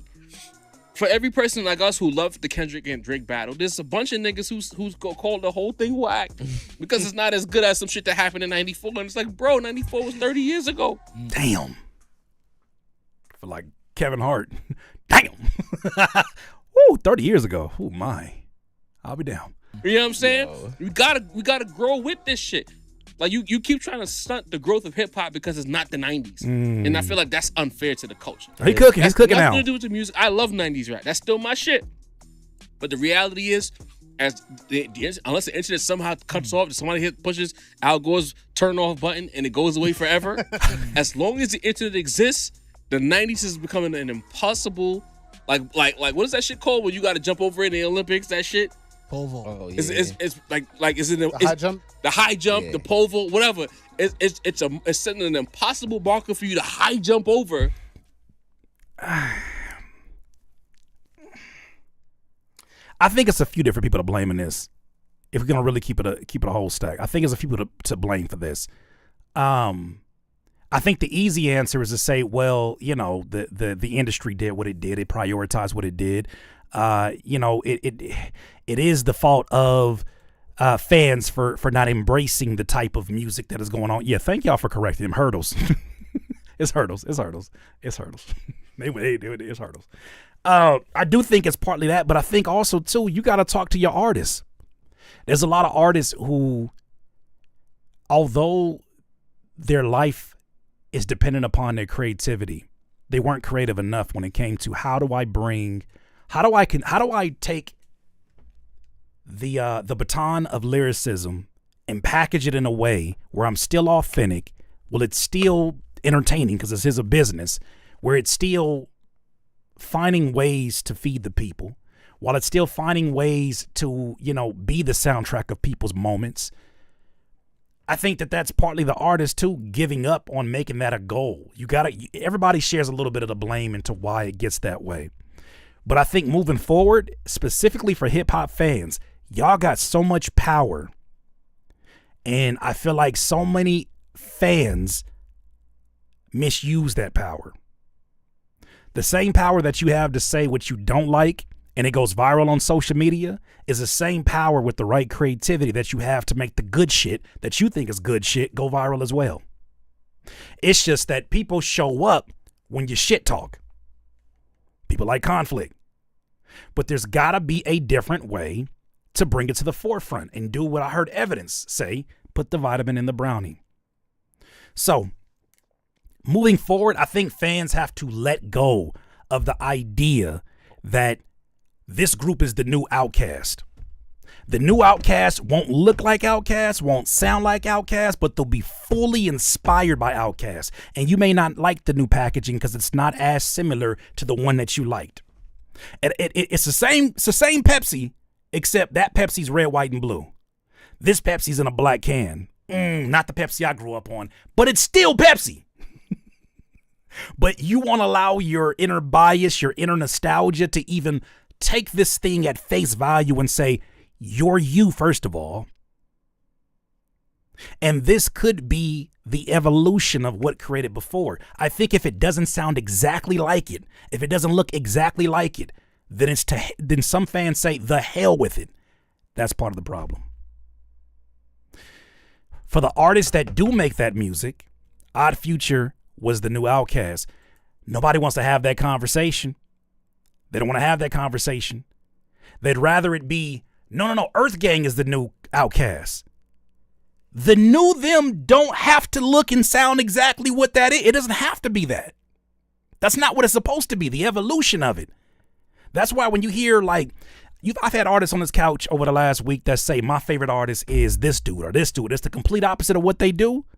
Because it's probably more of that artist's style and influence in their DNA than the rappers that you think are similar artists. But we don't want to give that connection because that explodes our brain to even think that this group is not attached to this. Coast Contra, you just said right now. Coast Contra, the first thing people are going to say is Wu-Tang. And it's like, damn, what a disservice. Not because it's not a legendary group to be compared to, what a disservice to letting them be their own entity. Like, nobody should have the responsibility of being the ODB in any group because there's only one ODB in that. Let Coast Contra just be them. And let's take this as detach our love and our nostalgia for 90s hip hop for a second and say different era, different set of rules, still has some connections through the bloodline, but this is a new thing. Let's take it as a new thing. I think that's the healthiest way to move forward, in my opinion. This is my opinion. That's the healthiest way to move forward to it. But, you're asking for a lot from some people who are like, they don't even want to give it that much thought. We're giving more thought to it than most folks are willing to. All right, here's another take that I like from here. I'm liking the round table, the rap round table. I like some of these talking points. So after the battle, Kendrick Lamar has made it difficult for brain dead rap to get music to get an emotion. Let me see if I can find this clip. Let me see if I can find this clip real quick. I hate to react to anything DJ Academics, but oh my God, Kendrick. I'll just put that. Let me see if I find something. I'm not playing that 6-minute video. That's what I'm not gonna do. What is this? Can I find the clip? Can I find the clip without the clip? Oh Lord. Okay. Well, let's get to wherever we can get to. Shout out Moni. Matter of fact, let's react to Moni. Let's. Okay, we're gonna react to that after this. Here's the other clip. Here it goes. So this is DJ Academics talking about his insider information from rappers who say that they feel like the game is lame, hip hop is dead, and they don't want to actually put any music out. Let's talk about Kendrick. I'm gonna be honest with y'all, chat. I've heard Kendrick isn't that either until recently. I heard, this is a story told to me, could be wrong. They said Kendrick wasn't into botting. Yeah, 2XP for this one. 2XP, let's go. Until him and his team thought only way Drake could be that big, Drake had to be botting. So they start botting. It's like saying, ain't no way this nigga that smart. He got to be cheating, so you start cheating too. You know? Which means, let's say you see a Kendrick was part of it. But let's say they say 400 million. Well, and you do it in a scaled way, there's a lot of botters in the game. There's a lot of botters in the game. Okay, this is not even a clip. Lord! I'm gonna just put hip hop because that's not the clip either. That's about botting, which already got debunked. If I can't find the clip, I'm gonna just say, if I can't find the clip, I'm gonna just go to the clip of Moni. Hold on. Oh my goodness. Give me a second. Ruined hip hop. All right, I'm gonna just let Moni take it away. So basically, I don't know if the clip is gonna show here, but basically he made the statement in one of his live streams that there's rappers who are refusing to drop new music. I didn't save it. Rappers who are refusing to drop new music because the state of hip hop after the Kendrick and Drake battle, after that is lame right now, and people are asking for something that they don't provide and they don't want to provide. This was Moni's take after hearing that, and I definitely want to piggyback off a lot of the points that are in here. Spice and fucking Jack Harlow were the top 2 people for hip hop in 2023. Jack Harlow had the first number 1 in 2024 until Megan Thee Stallion put her pen to pad and said, "Nigga, let's rap." She was the last female rapper to go number 1 and got the second number 1 for hip hop. And my thing is, as the alleged face of hip hop, he isn't. So don't take that serious coming out of my mouth. For you academics who allow other rappers to say to you, hip hop is lame right now, when it's seen a drastic decline in 2024 after being in the pits of hell, that says a lot about you as a journalist. You know what's so funny? That he uses the term hip hop. I really wonder if the artists that he was talking to identify themselves as hip hop. Because if I'm not mistaken, not even a year ago, cousin, that 2 years ago, niggas was rock stars. Push my damn button. Niggas was rock stars. They didn't want to be attached to hip hop. That was too That was too old headish. If I'm not mistaken, I thought they didn't want any connections to hip hop. So how can he kill something that they themselves never claimed for themselves? Might be a very minor point at this point, but I think that's something that we need to talk about. It's like, I thought. Anyways, continue cooking. And it only further proves that just like the mumbling ass rappers, you don't care about the art form. You just care about the negativity and the bullshit that comes with it. 2024 single-handedly will go down as the year that saved hip-hop from going into a space of destruction, a space of unknown for the genre that was losing its value and its respect. Like, people literally forgot that hip-hop at one point was literally a walking fucking stimulus package. Hip-hop used to dominate the charts. Yeah. Everybody wanted a feature from a rapper in the early 2000s, 2010s. You know how many 8-bar raps was getting? Somebody gonna have to tell the truth, and I'm gonna tell it. Some of y'all wasn't outside. Some of y'all wasn't listening to this because your favorite wasn't rapping yet. Do you realize that so many R&B singers will tell you, Mariah Carey will tell you, how important that rap feature was from ODB. You needed somebody. Thank you, Cordy, for the text on that one. I had to just reset it. You know how many R&B singers? Joe was another one. He didn't need it, but there was points in time where that was like, damn, let me get Jadakiss for 8 bars. Let me get 50 Cent. Let me get, whoever was relevant at that time, because they had the charts in a stranglehold. I remember there was a point in time where they were saying, what are we going to do about R&B? Hip hop is the only thing that these people seem to be consuming. So with that said, now we're at a place where people are forgetting how much of a stimulus package it was. It stopped becoming a stimulus package when they started to bring mediocre shit to the forefront. Hello. And I'm not saying every artist is mediocre. I'm saying the stuff that they tried to convince us everybody wanted, when in reality that was just what they wanted to put all the money behind, and they still couldn't create stars that sold music. Bada boom, bada bing. That's what happened. The same thing was happening with the movie industry, in that they were bringing in actors. Instead of bringing in actors, they were bringing in TikTok stars Vine stars who had never actually sat there and read a script and went through the proper channels of learning how to act outside of their skits. When you have when you have aspiring artists who never sat with their art form and tried to figure out all the different faces of it so that they can have longevity, and they only see this as a come up, that's where you get mediocre music, because they can only ride one pony. They're a one-trick pony. They can only do one thing.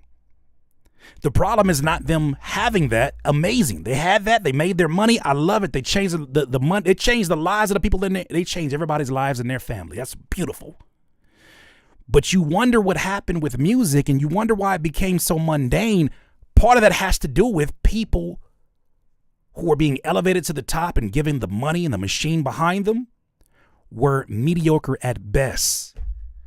They were not even exceptional in the one thing they did. They were just the first one that sounded like they did it, in my opinion. So if Kendrick Lamar killed hip hop and you mumbling ass niggas are scared to drop, I personally want to say thank you, Kendrick Lamar. Hello. Thank you, Doechii. Thank you, Megan. Thank you, Future. Future dropped 3 tapes. Thank you, Tyler. What? Future ain't got no problem.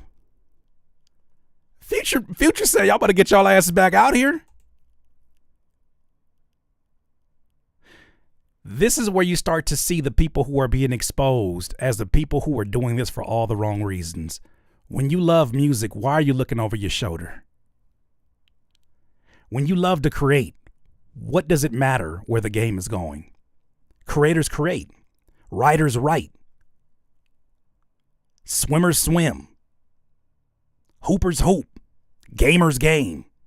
Rain, sleet, or snow, because that's what genuinely brings them joy in what they're doing. You start to see the people who came here who had no intent on staying here, no intent on getting better while they're here. That's the problem. And that's part of the party that I'm loving to see die off. Thank you, Schoolboy Q. Say thank you, Glorilla. Thank you, Rhapsody. Thank you, Common and Pete Rock. Hello. Thank you, Vince Staples, Yep. etc., whoever dropped last year. Shout out to y'all for deciding to take rap back and reclaim it from these corny ass, no bars having, beat riding ass losers. We are in. Clock it, cousin. You beat riding losers. You beat riding loser. I love that. I'm gonna use a you beat riding loser. What the fuck are you doing? I hope y'all understand. Like, I'm pushing a whole lot of propaganda on this channel. Y'all said it. If you ain't got no bars, if you can't really sing, don't hit me up. If you only work on your craft every once in a while, don't hit me up. If you finally got one, don't hit me up. That I have no intent on platforming somebody that got a bunch of followers, a bunch of social currency. I don't care. I don't care. Where's your heart at? Where's your passion at? Do you love what you do? I would never bring anybody in here that I have not heard speak with passion about their craft. That's the propaganda I'm pushing. So there might be names that y'all are like, oh man, you gotta have them on. I don't know them like that. I don't know them like that. But I'm thankful to be surrounded by people who love this shit so much. Even if they didn't have the opportunity to cook up anymore, they'd find a way to still be creative in this art form. That's how it should be. That's what gatekeeping looks like. That's what real gatekeeping looks like. Not the kind where you stop people who deserve and have earned that opportunity. Real gatekeeping looks like, let's shut the gate before some of these folks come in here and try to hit more licks. Nah, I'm sorry. I'm sorry. I'm sorry. We're at capacity. Only the folks who really love doing this are here. I think that's important. That is supremely important. Because then you know what it makes everybody else do? Either go pick another hobby or get better. That's it. I hope these artists that are afraid to drop are looking at ways to get better. Because God forbid, what could be the result of that? We get better music? God forbid. The era of pushing talent and real lyrics. Let's make all these niggas uncomfortable. All of them. I love it. It makes my heart flutter that academics, you have to sit in that funky ass chair.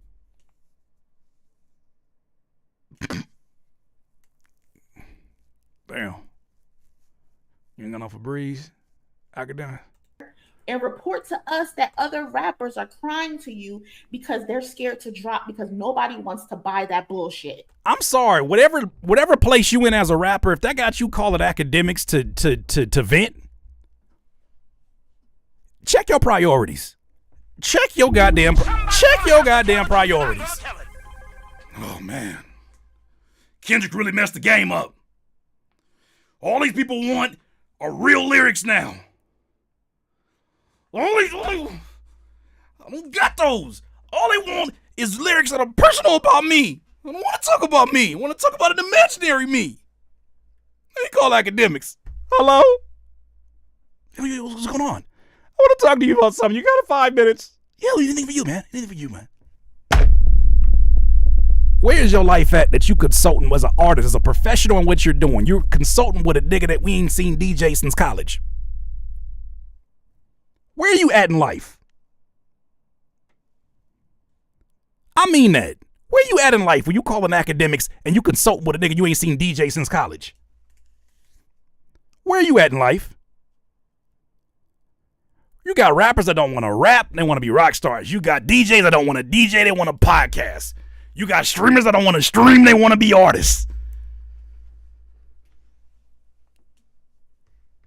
If everybody could just find their position, find their role, and have fun. DJs who can't and don't spin, I'm saying. I'm gonna keep it a beam with you, bro. I talked to a few rappers, and obviously, I'm calling cap on that. Ain't no few rappers. I unless they was all in the same room. What no isolated situation where 4 or 5 rappers called him and was like, "Game's real fucked up right now, the academics. What are we gonna do?" Hey, the game's real fucked up right now, academics. What are we gonna do? The game's real fucked up right now, academics. What are we gonna do? Ain't no fucking scenario where 3 rappers called him and said that shit. He's probably overhearing 2 rappers talking. see, they're not woke rappers. They're not woke rappers. Lyrical rappers. This nigga is Fox News of hip hop. I promise you. What self-respecting black man would use woke as a weapon of choice? As a word that is represented by a weapon? What black man would use the word woke as a weapon, as an insult? These are Fox News talking points in hip hop.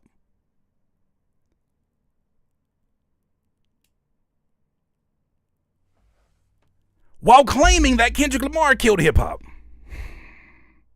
I'm sick, bro. I'm so sick. A bunch of them feel like Kendrick killed hip hop, bro. I love it. Let's kill it every single time. Yes, I love it. That part. You either If that shit is hip hop, kill that shit off. Somebody gonna have to tell the truth, and I'm gonna tell it. Kill that shit off. Go on. Take it to the side of the barn. Let it go. get in the booth and rap like the rent is due, or get the fuck out the way. That part. The party was crashed. We knocked over the table. Y'all niggas is not getting no punch. Damn. Get off the fucking aux cord. Damn. Fuck your hip hop. We got real hip hop at the front of the table right now. We are not allowing good beats to carry you clowns anymore. You better cook, cousin. You better cook. I'm gonna have to tell the truth, and I'm gonna tell it. Shout out to my guy, Stevie Crooks. He said, you niggas got hypnotized by the beats. The beats have hypnotized you. Meanwhile, what y'all was trying to call mumble rap, I call it hiding rap. I call it hiding rap. It wasn't mumble rap. They was hiding. I ain't talking about shit, so I hope you don't notice. I hope you too high to even know what I'm saying. I hope you sip this lean, sip this lean, sip this lean. Maybe you can understand what I'm saying. This shit's fucking amazing, bro. All I know is, I don't know what he's saying, but this shit's fucking amazing, bro. They got you high, they got you higher than a giraffe fart. They got you higher than Martian halitosis. They got you higher than a giraffe titty. They got you so high, by the time they were done, you thought it was the greatest shit ever, and you couldn't remember one thing from it. Them niggas was high. They was hiding while you was high. Wasn't no mumble rap. They was hiding. They ain't saying shit, so they had to hide. I never thought I'd see a day when just pure clarity and self-expression and hard work would be seen as being too woke. And they would use the word woke as a weapon in hip-hop. What are we doing? What is going on?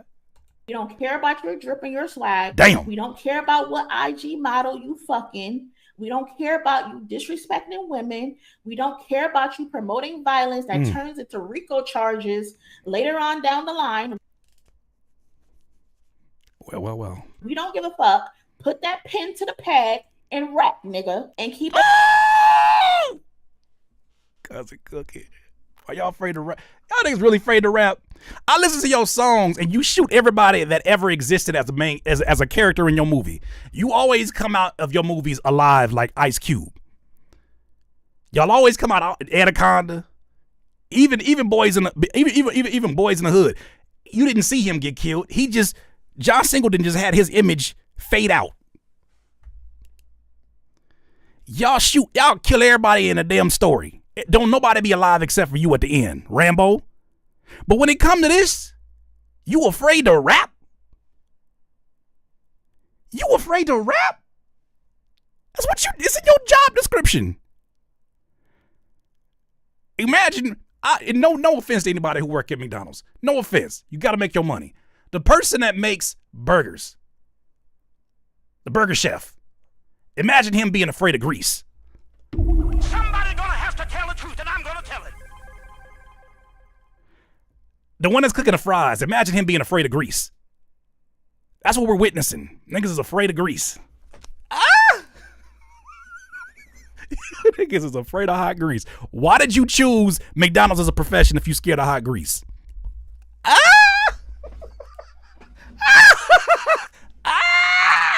It is. Mind, not all of y'all need to be lyricists. That's not what I'm saying. That's not what I'm saying. Because we need a little ratchet. We need a little righteousness. Facts. We need that. Also, we need our lyricists to also be a little ratchet too. Somebody gonna have to tell the truth, and I'm gonna tell it. I think that's why things trended the way that they did. There was a time where you heard certain records on 106 in Park. You heard certain records on Rap City that were overly preachy. Or you had artists that only wanted to show that they were a conscious artist. Whatever the hell that phrase means. And because they only showed one side of what they did, they weren't taken seriously whenever they showed the whole picture.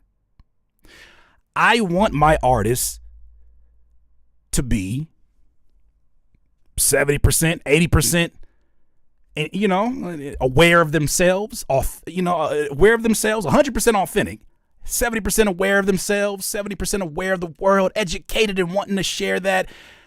But I want at least 10% ratchet. I want to hear you rap on some beats where you just say, what happens when you have a bad day? What do you say when you've met a bad relationship? What happens when you're not the superhero? What happens when you get your heart broken? What happens when your friends do you dirty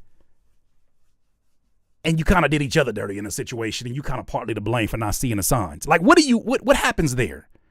A well-rounded artist like Jid. Yes, that's what I'm talking about. Like Rayvon.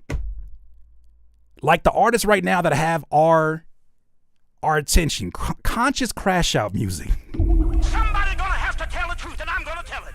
There's nothing wrong with being wholesome. That term has been bastardized. When I hear wholesome, I hear that you're an entire person. I know one of the definitions is, oh, he's so wholesome and so goody two shoes. No. I want to hear about the whole human being. And the times that you're not always on the up and up. The times where you got some ignorant shit to say.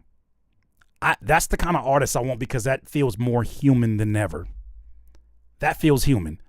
What happens when you want to nuck if you bug? Somebody gonna have to tell the truth, and I'm gonna tell it. It's a real question. What happens when you want to nuck if you buck?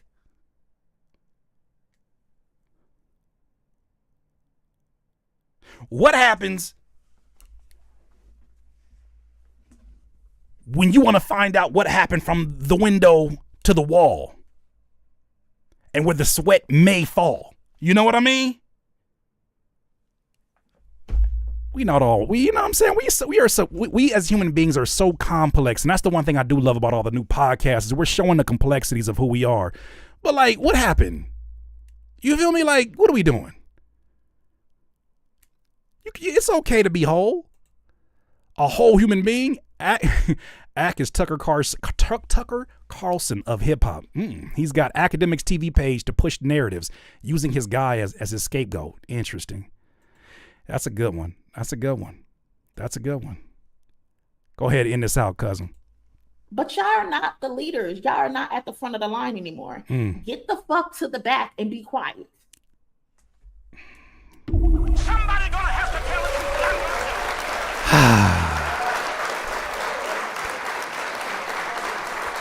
tell It's feeling like the hip hop I fell in love with again.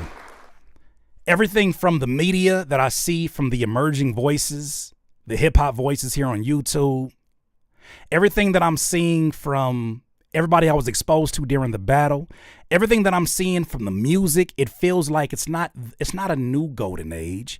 It's its own golden age. And it feels like it's things are correcting themselves. Things seem to be correcting themselves one by one.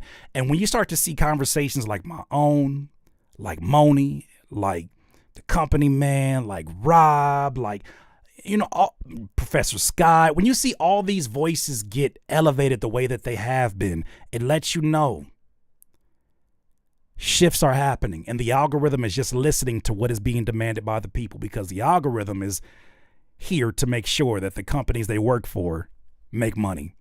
Well, it seems to be that there's money in this new age. And people are at a point now where after 15 years of all the different things that were here for hypnosis, and he wants some more. What's wrong with asking for some more if you have it to give and you know it exists? One more take from the Rap Roundtable. After the battle, Kendrick Lamar had made it difficult for brain-dead rappers' music to get an emotion. What do you mean? Kendrick has changed the landscape, though. People want a more demure form of hip hop. You know what I'm saying? Wow. No, I'm serious. Yo, that's what niggas call Kenny demure. They want a more substanced type of hip hop, right? See, something happens when you've been living on Dollar Tree steaks for the last 10 years, and then you have a real steak, and you like, the hell was I eating? What the hell was I eating? Y'all know if demure was the right word for that. What was I eating? You done had them tough ass, rough ass, it's the Thuggish Rockies steak, and you was eating that rough ass steak, and you was like, man, that's just the best shit I ever had in the world. Then somebody showed you a real steak, and you was like, why did the knife go through it so easy? Why did the knife go through it so easy? What is this? It's like me 2 months ago when I had like the brisket that I know I'm getting hungry. They got the brisket that they cook overnight, and I put my fork in it, and the fork said, my fork moaned. My fork moaned because that was the realest brisket I ever had in my life. So the fans are saying the same thing. I've had a real brisket. Get this shit out. Get this shit off my table. I put that fork in, it said, Continue. Now, yeah, man. PG Lang gonna be in your comments. I'm just saying. The fuck are you talking about? That's a beautiful thing. Fuck are you talking but I'm saying, about? like, if you were raised on the ratchet, bro, like the Kendrick shit might be a little tough for you to process if you're not built to understand that type of shit. Well, good thing they got rap rock music. Well, good thing they got rock stars like Lil Uzi Vert. Y'all be fine. Y'all be fine. Y'all be good. Y'all'll be good. They ain't going nowhere. They rock stars. They not rappers. Damn it, that's it. Ooh, shit. The way that has manifested itself. Y'all ain't got nothing to worry about. Y'all don't like rap anyways. Y'all like rock stars. Keep going on them rock shows. Keep going on to them rock shows. Don't worry about this. Rock stars with no bands. Make it fucking make sense. Rock stars with no bands. Nobody ever asked that question. Why do rock stars ain't got no bands? I got bands, Curtis. Stupid. It's my money phone. Don't worry about it. You never like rap music, so what you want rap music for? You got rock stars. Like, it's like listening to homework if you're not built for that type of shit. And I think saying they stupid. Or they just not built that. They not like that. No, they stupid. They are stupid. They are genuinely stupid. No apologies. They're stupid. Yes. I don't know if they stupid or not. I don't know these niggas. They stupid. They dumb as hell. And loud. Like what? I mean, you gotta be a smart nigga to listen to Kendrick. So they stupid. No, you don't. You don't gotta be. You don't have to be a smart nigga to listen to Kendrick. You just have to be a conscious, unaware, someone who's doing some self-work. You just gotta be somebody that is open to aesthetics. You know why Kendrick music can be broken down by professors and it can be multiple lessons is because even they catch something different every time they listen to it. But you know what it doesn't fail to do? Give something for people who don't dig. Whether it's the production, the catchy hooks, whether it's the first layer of content, whatever it is, he finds a way to satisfy all levels of understanding. That's money trees, it's a and that's just how I feel. Yeah. Make your mind itch. This is how I feel. Yeah. That's taking care of every single level of understanding of a listener. They're just not used to I think this generation just hasn't been quite used to artists being, at least the majority of them being as diverse as that. But no, you don't gotta be a smart nigga to listen to Kendrick. I think that's a narrative. That sounds like a major label narrative. I don't like that narrative at all. This nigga trying to dog walk me right now. But like, I don't know. You did not. I don't know, man. I've read the reading statistics, and it's brutal out here. But yeah, them reading statistics is crazy. Shout out to Afro Butterfly. I don't know if she in the building today, but yeah, them reading statistics. I had to tell somebody the other day. Because, you know, every once in a while I say something and he's overhoers going crazy. I got to remind him of who I am. And, you know, I don't have to, but I take it. I do it willingly. But I saw some updated stats that I thought was really interesting. I want to share this with you. About some of this reading literacy issues we got going on here. Just before you start to argue with somebody on here. Give me just a second. I'm going to find this. Give me just a second. Let me find this. Oh my goodness. Where is it at? Oh my. Where is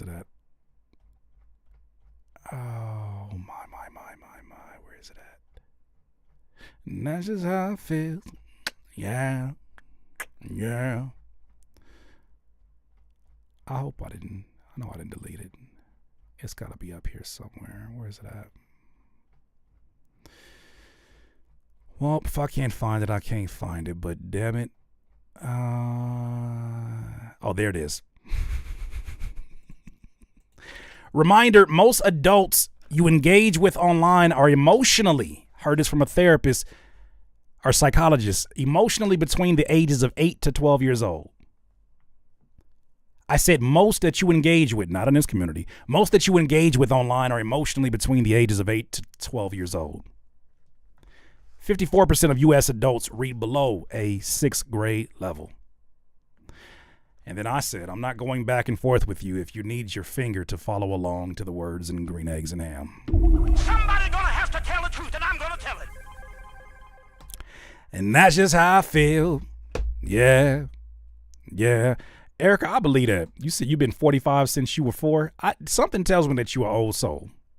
Something tells me you're an old soul. Your takes, I can tell you're an old soul. Yeah, well, Tay says they equate intelligence to Kendrick because they lack common sense. Yeah, I hear you. I think they just don't want to use it. They have it. They just don't want to use it. And I think that's when people start to get in a conspiracy bag and say that certain artists were brought to the forefront to dumb down the population. That's where you kind of have to give that theory or that conspiracy a little bit more thought. It's not a far-fetched thought. It's not a far-fetched thought. If that's all that you've been impressed with, if that's all that you've been given, if nothing that you listen to makes you want to do something after listening to it, ask yourself why you're listening to it. Well, I heard somebody explain it. Who said this? Was it Professor Sky? I think he made an argument for because part of the reason why we're living in the vibe era, everything is a vibe, is partly because of all the distractions that we have around us. The necessity for things like ASMR to relieve stress and overstimulation. Part of the reason that exists is because of all the distractions we have around us, be it technology, be it subscriptions to Netflix and all these different outlets, be it the multiple screens that we put in front of our face, from the phone to the VR headsets to the tablets to the iPods. We're surrounded by so many distractions. You wonder why anxiety is at an all-time high? Because people are spending more time in front of their phones than outside. So, in order for them to have a more peaceful existence around these devices, because that'd be stupid trying to get them to get a. You want me to put my device down? You're stupid, Curtis. Okay, so what is your solution? Give me music that doesn't make me think. Somebody gonna have to tell the truth, and I'm gonna tell it. Really? Yeah. Give me music that doesn't make me think so that I can enjoy my devices in peace.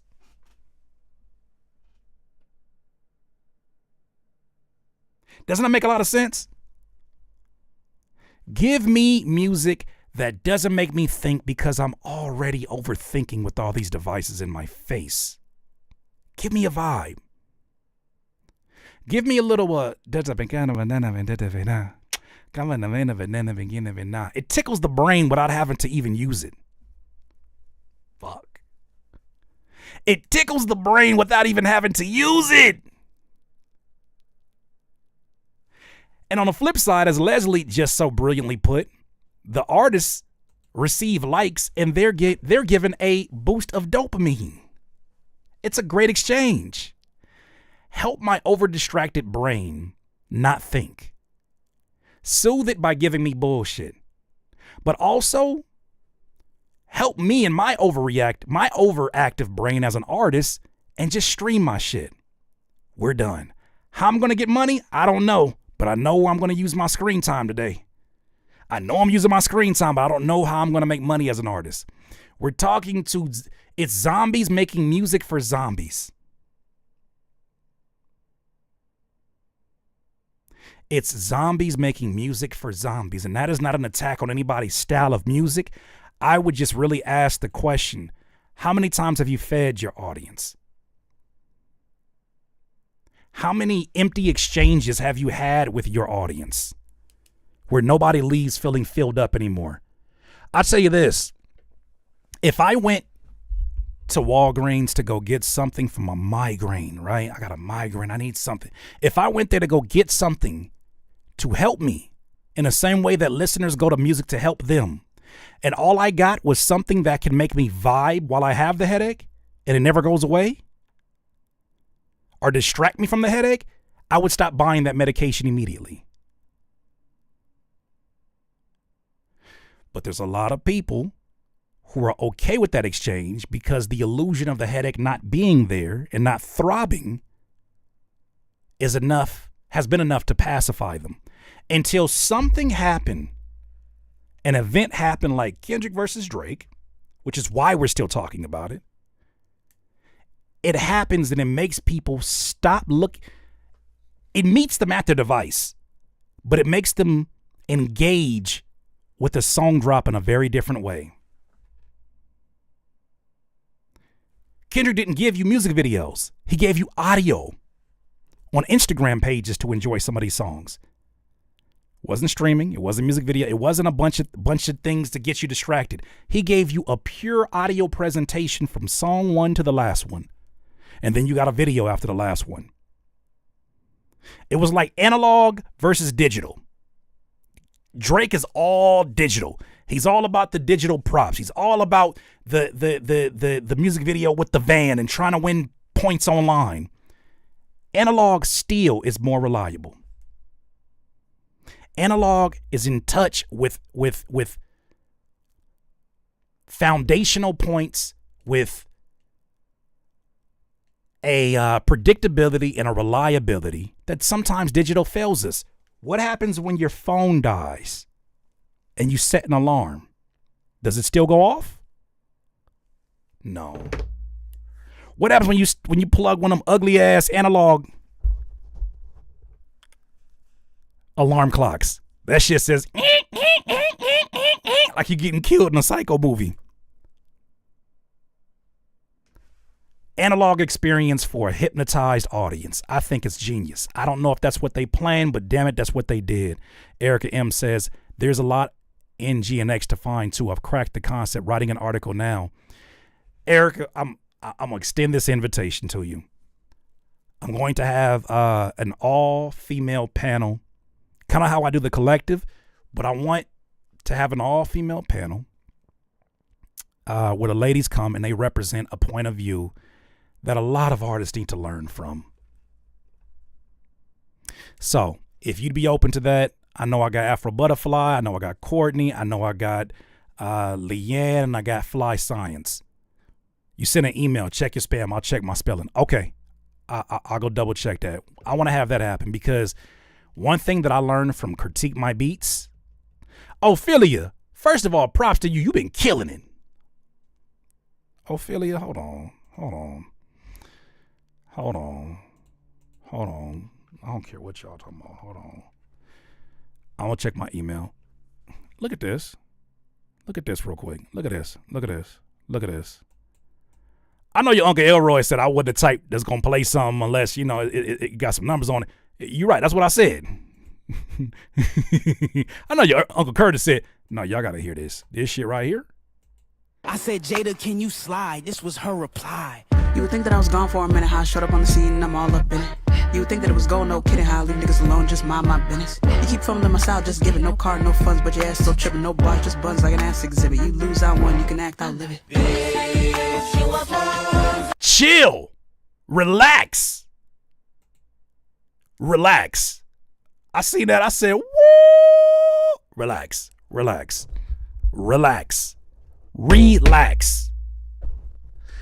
right. Relax. Chill. Please chill. Good God. But yeah, to that point, okay, Eric, I'm gonna try to find the email. If you don't mind, could you forward it one more time and I'll check my spam folder. But yeah, so the point I was making is that obviously today we would usually do Critique My Beats. I'm not doing Critique My Beats. I'll probably do it once this month, maybe. I am trying to slowly transition it out of the flow of content because I would love nothing more than the content to be reactions, flocations, and interviews. That right there, those three make me very, very happy as a creator. And when a creator is happy, they make better content for you. Between those three, that's a healthy diet. And obviously, my music along the way. That's always going to be a part of the conversation no matter what. Those three, I'll be a happy human being. But one thing that I did learn from Critique My Beats is that a lot of guys don't know how to talk to women, especially when it comes to being overproduction. Making songs they think that are for the ladies, they have no idea. They have no idea. And I even learned how out of touch they were when the women who have made their presence very, very known let them know. I saw that and I was like, you know what? You don't need to hear it from me no more. You need to hear it from the actual ladies. And when they tell you come correct. Because at that point, I think y'all be making music for your next headache. Y'all make music when some of the rappers say they make music for the ladies. This is gonna sound insensitive, and I don't mean to sound this. Y'all make music for the ladies that happen to be professional crackheads. Y'all make music for professional crackheads, and you make music for gold diggers. You make music for gold diggers and professional crackheads. How do I say that? Because what's some of the lyrics that you hear? As soon as I come into the club, she's all like, "Oh, daddy." She see me, and as soon as she see me, she drops to her knees. "Oh, baby, I just love you. I don't even know your name." Am I cooking? Yeah, I told her, I'm trying to dip into your chocolate fondue. Oh my gosh, I'd never had anybody ask me that. I'm trying to touch her box. I'm trying to touch her box like an Xbox controller. Oh my God, it's so romantic. You niggas is making music for professional crackheads who would do anything you say because of what you got. And gold diggers. And then you wonder why your show don't got baddies at them. You wonder why your show don't got baddies in the seats. Damn, I wonder if my message is getting to them. It's not. Not in the way you think you are. And the third person you're making music for, your best friends. Somebody gonna have to tell the truth, and I'm gonna tell it. Your guy best friends.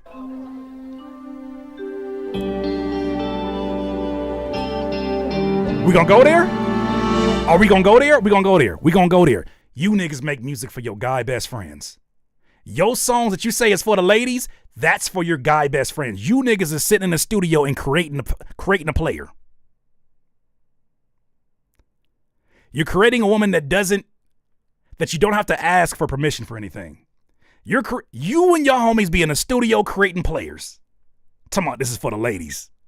No, nigga, this is you and your homie passing the controller back and forth.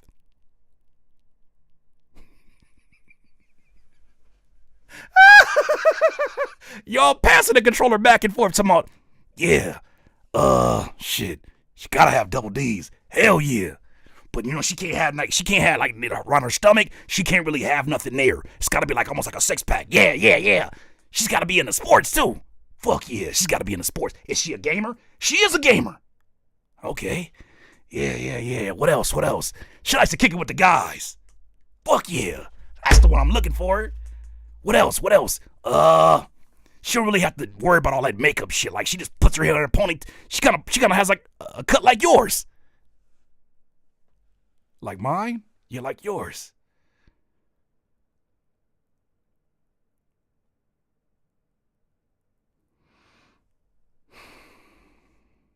You niggas like each other. Passing it off is you talking about music for the ladies. Y'all niggas make songs. Y'all in there creating players. Y'all like each other. Think about that for a second next time you make a song. I didn't hear rappers say some shit, and I'm like, you've never smelt a titty in your life. I can tell. Not that smelling it validates anything. I just think that you would understand what I mean when I say that.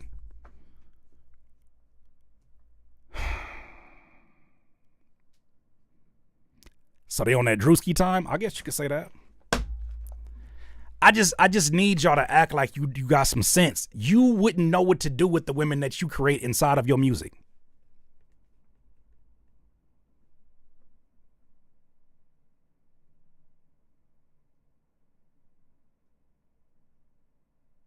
I might have broke the matrix today when I said that. Somebody gonna be mad at me for sure. See, this is the kind of moments, I'm telling you right now, this is the kind of moments that make somebody be real passive aggressive with me. Next time we get on here in the live stream, somebody gonna say some wild shit about me because they holding on to what I just said today. They don't like the way it feels to hear that. But you need to be told that, and not just by me, but by the ladies that are going to say that. Mimi, I would love for you to be on this panel. Definitely email me, CurtisKingTV@gmail.com.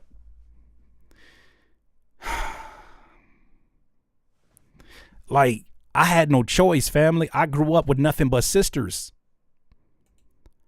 I've lived in houses with my mom's and at times her best friend as in women. Like But at the same time, I always had my pops in my life. So I got the balance.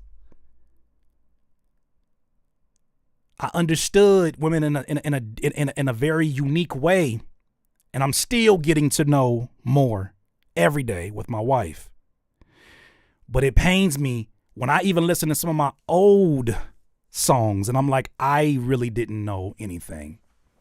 I'm just thankful I had a good mouthpiece on me when it came to talking to ladies. Because if I relied upon my songs early on, it would I'll be with y'all. Over here creating avatars, end up just being your homie. I want the kind of ladies that's into sports. Yeah. I want her to have a fade. Yeah. Man, I want her to be into like shit. Like I want to be able to fart around her. You feel me? Like that's something I really want. Like I want to be able to fart around her. Yeah, man. Not that uptight shit, man. I want somebody that wants to kick it with the boys. No, nigga, you want the boys. Just admit it. Just admit it. Just admit it. Just admit it. It's okay. We ain't judging here. Just admit it.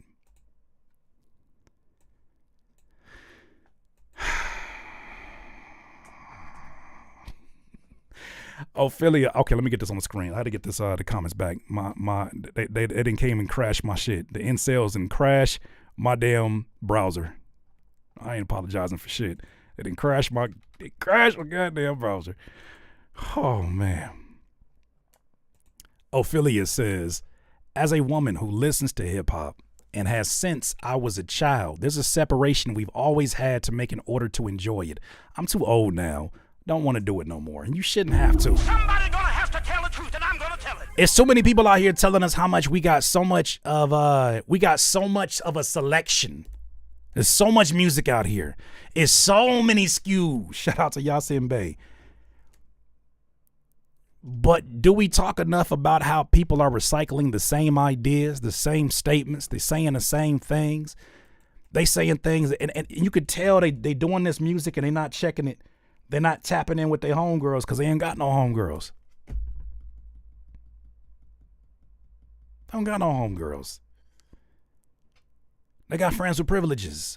Maybe. They got people that ain't let them hit yet. That's what their idea of friends are. I ain't cracked yet. Like, do you have like real legitimate homegirls? I understand there used to be a popular mindset that men and women couldn't be friends, and that every man wants to cross the line, and that's just not the situation. That is not everybody's situation. I have met women that are so much like me, I couldn't even imagine. I don't want to be with me. That's why I got a contrast. I don't want to be with me. Not that I'm a terrible person, but I just get irritated. I'm already a smart ass. I don't want you being just as much of a smart ass as me. That's my job. Ugh. Go find a personality. Leave me alone. But that's somebody that I would love to be friends with. But no, I need a break from me sometimes too. You need balance. I need New Balance. Somebody gonna have to tell the truth, and I'm gonna tell it. Our unofficial sponsor. That's what I need. I need New Balance. You're right. You're right. You're right. You're right. You're right. Thank you. Thank you. Oh, I would love to be with a man like me. You say that until the little bitty things your exes used to tell you about you, they end up being that times 10. And you be like, I do be doing that, don't I? I don't want to. Hell no. Hell no. I'm already too much. 2 times 2 is 4. I don't want that, Mom. That's too much.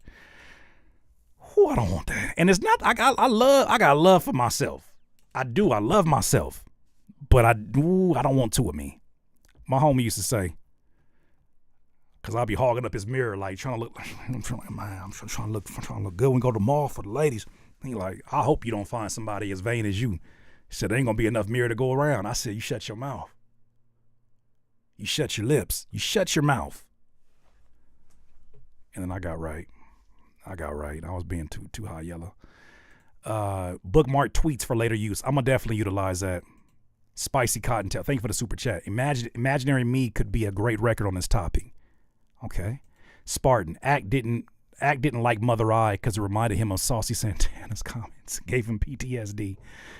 Yeah, I don't think they believe the audience is as sophisticated as they have become, because they don't really connect with their audience. They talk at their audience, not with their audience. How many times have you actually seen in any, I'm not saying he doesn't do it in his live streams. How many times have you ever seen academics, clips that go viral, him reacting to somebody in the actual chat?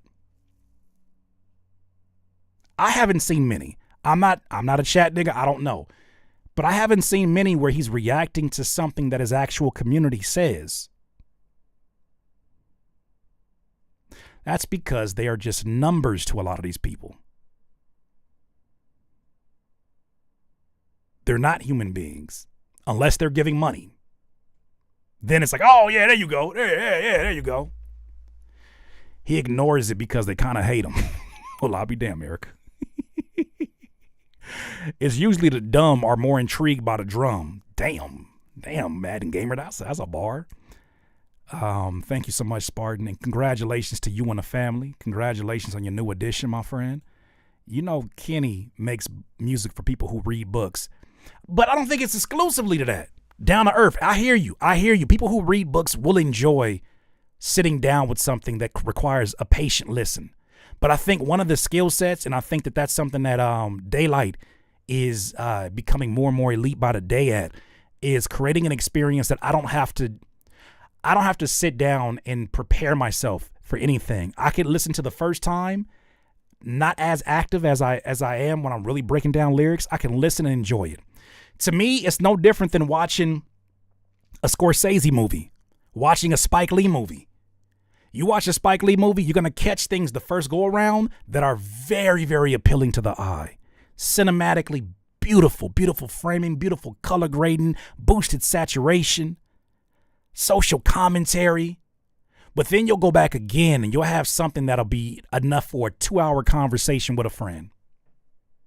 To me, those are the most skilled at their job.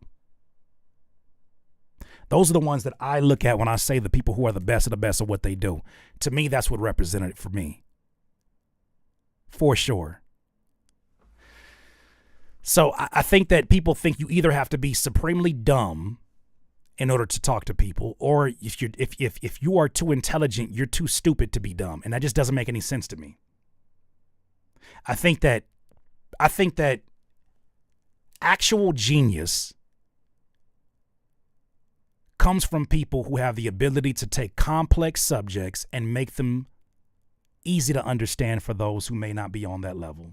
To me, that's true genius, is your ability to break those concepts down and make it to where somebody who's not at that level can still enjoy it. For all the bars that you got in sit down, be humble. Sit down, be humble. That's what people walked away with. I'd say that's a pretty good thing to walk away with. Catch some of the bars later, but that's a great idea to sit with, right? Especially kids. Like, that's a good one. I do remember when there was hooks that was like, "You're way too beautiful, girl. That's why it'll never work. You'll have me suicidal, suicidal."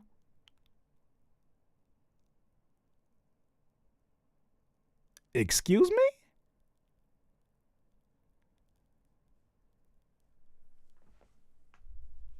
Excuse me? All my friends are dead. Push me to the edge. All my friends are dead. Excuse me?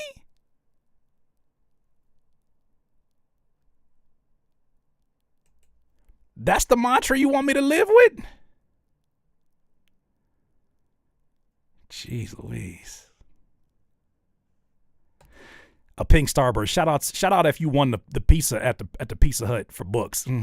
Scholastic Books. Shout out to Scholastic Books.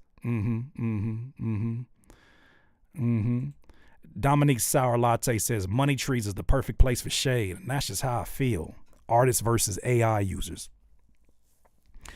Thank you for the super chat. I make music that electrifies them. You make music that pacifies them. Yeah, couldn't be more true of the times. Thank you everyone for the blessings. We decided to name her Whitney. Shout out to y'all. A Pink Starburst, some sexy songs for people in a slow class. Leave people alone. Pink Starburst, leave people alone. Jesus Christ, I can't take y'all nowhere. I really can't take y'all nowhere. Nowhere, absolutely nowhere. Well, they got to change. They got to change because the game is requiring change, and people who actually have buying power are making different decisions. What happens when those arena tours aren't selling out anymore? The thing about it is, they were already struggling.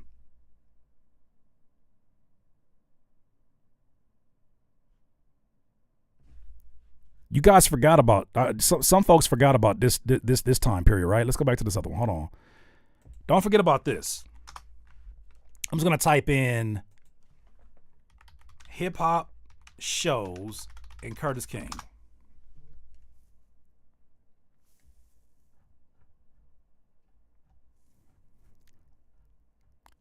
Well, the first one, 10 reasons why rappers suck at live shows. That got a whole breakdown because it got so bad. It got that bad. What else we got in here? There's another one here. I'm going to put Joe Budden. I think it might have been Joe Budden. Let me see. Joe Budden.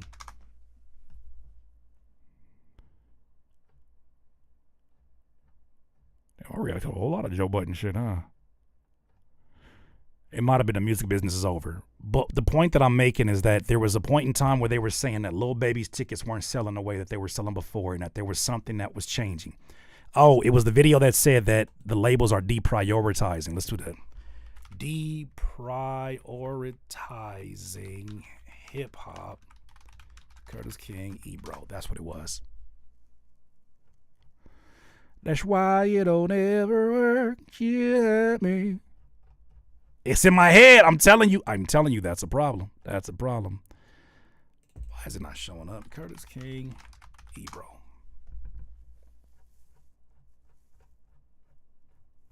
Not me not being able to find my own damn videos. Oh well. You get the point. That's what it is. That's what it is. Some sassy songs for suckers. What is going on here? Rolling Loud has ruined hip-hop or rap performances for the new generation. It's a damn shame.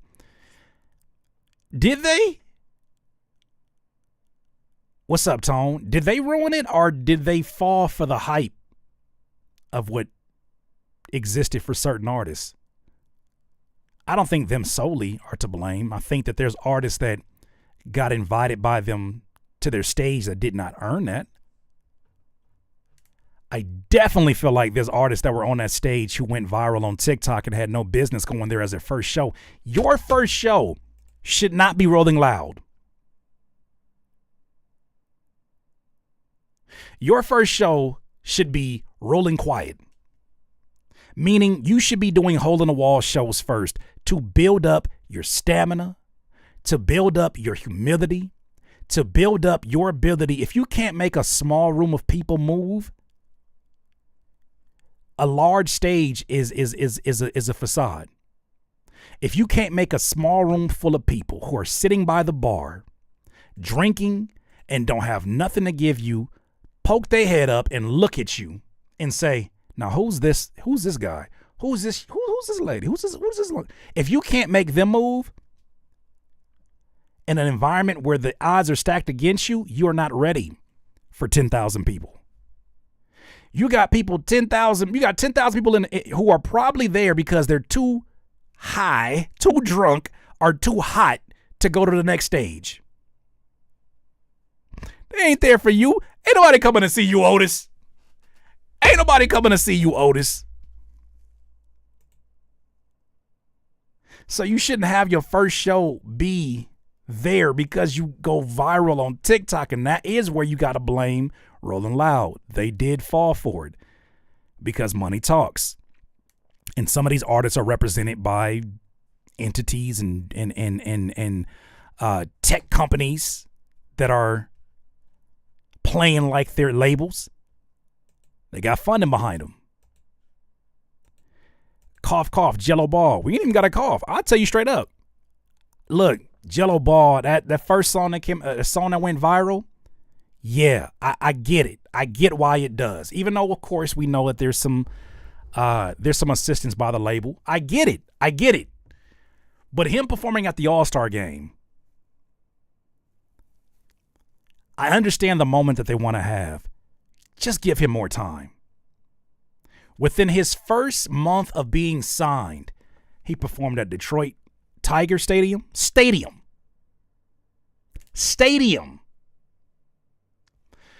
This in no way is me hating on him. I hope you don't get that idea. I'm saying that, is he prepared for the moment? That should not be your first show. Like, if you're an investor into an artist like that, don't you want them to win? That's not gonna win. That's not a winning formula. So you stick him there on one of the biggest stages in the All-Star game, and he shits. He doesn't even like give you a performance. He's rapping over the vocals. But then to contrast that, you see LaRussell, who gives you a hell of a show because that's all he does. He'll perform in his backyard. He's performed at dive bars. He's performed at underground venues. He's performed in big venues. He's performed at festivals. Festivals of 5,000, of 10,000, 20,000. Performed at stadiums. Because he was given the opportunity as an independent artist to build on an idea.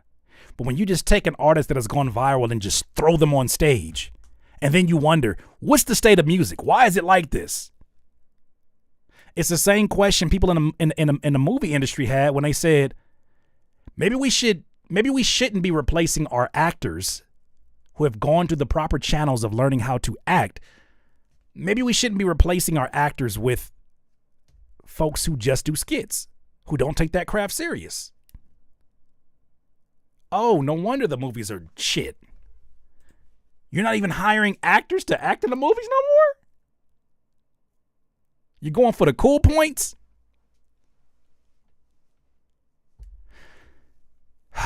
Well, this is what happens when you got people who are in a position to make decisions about creativity that should have never been in positions to make creative decisions. Go make the money. Provide structure, but don't stop these creatives from being don't stop them from being great. You hired them for a reason. Exactly. When you offer Hawk Tuah girl a record deal, nah, she got a podcast deal. And they got her ass up out of here. It was crazy to see the real story behind her and how the people who actually recorded that interview, it was two brothers from, I think it might have been wherever they were at. Two brothers who made a video about it, and they said that was our content that went viral, and her team tried to like bum rush the momentum of the video, and then tried to put him under the bus as if she did not give him the content. And had it not gone viral, she probably wouldn't even be worried about it. But then she saw a business and then tried to take advantage of it, and they stopped doing business, even though that they were responsible for the ones that had her go viral. Interesting. They did offer a record deal for what? For what? For what? For what? Can't blame her, but who really followed that? What do you mean?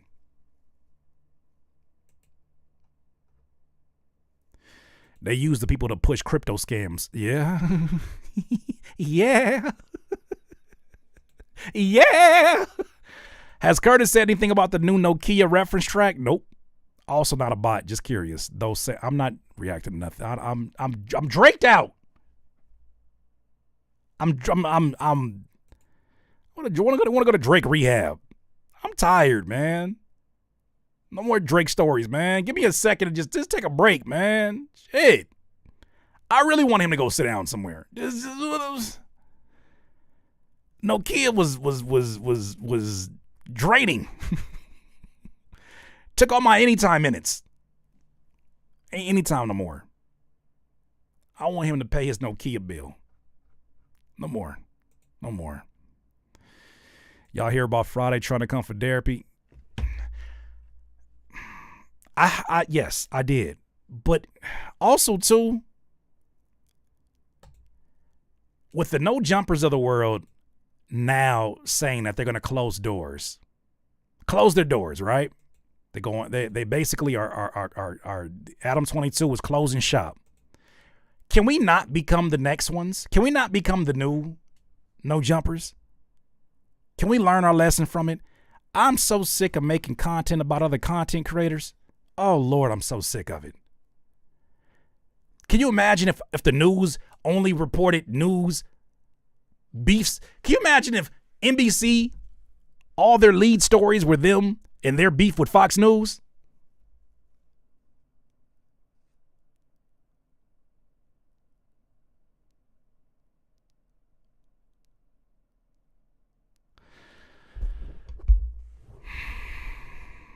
Can you imagine? Have you seen the YG 2004? No, I heard the first few lines. How about we react to that? Let's react to that. Let's do that one.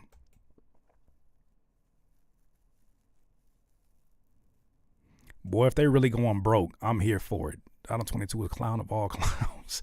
Every YouTube community goes through this. You guys have to be really careful not to let it happen. Yeah, and I feel like there are people who use that, Erica, and you know how it is. It's all content. Man, fuck all that. Everything ain't good content. It might all be content, but everything ain't good content. Everything is not content that is going to help people. Like there's got to be some kind of exchange here.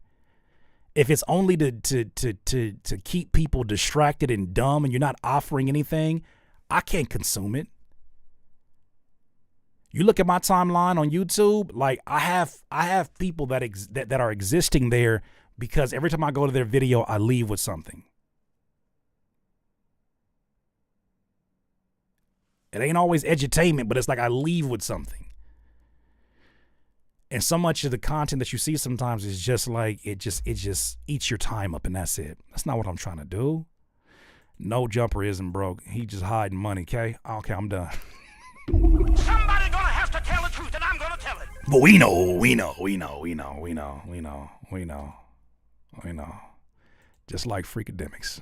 Adam 16 specializes in rage bait propaganda in exchange for clicks and views. So wouldn't be surprised if he just boosting views in lieu of his starting 5 getting hit with a RICO. How your whole staff get hit with a RICO? Your whole staff get hit with a RICO. And you don't, how does that happen and you're not a part of anything and you exchange money? I leave shit alone, man. There's enough stories out here to talk about, but I'm glad that we had a conversation about what you guys wanted to cover. What else we got? We just said something. Hold on. Nasty work. Yeah, man. He finna go to a hiding place.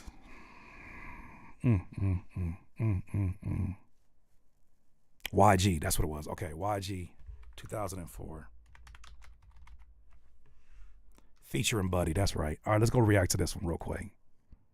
DIY. Okay, DIYers, I know I'm a little bit late for this one. This video dropped last week, but it is YG 2004, and it definitely has had a lot of conversation around it because of some of the things that YG disclosed. I had the honor of speaking with DJ Charisma over the weekend, and she was responsible for being the first DJ to actually break YG's record, and she just said she's supremely proud to see his evolution. You should definitely go check out that interview when you get an opportunity. But this song, I haven't watched it in its entirety. I saw a few clips. Let's get the full context and react to it. This is YG 2004 featuring Buddy and the Gang. Let's hear it.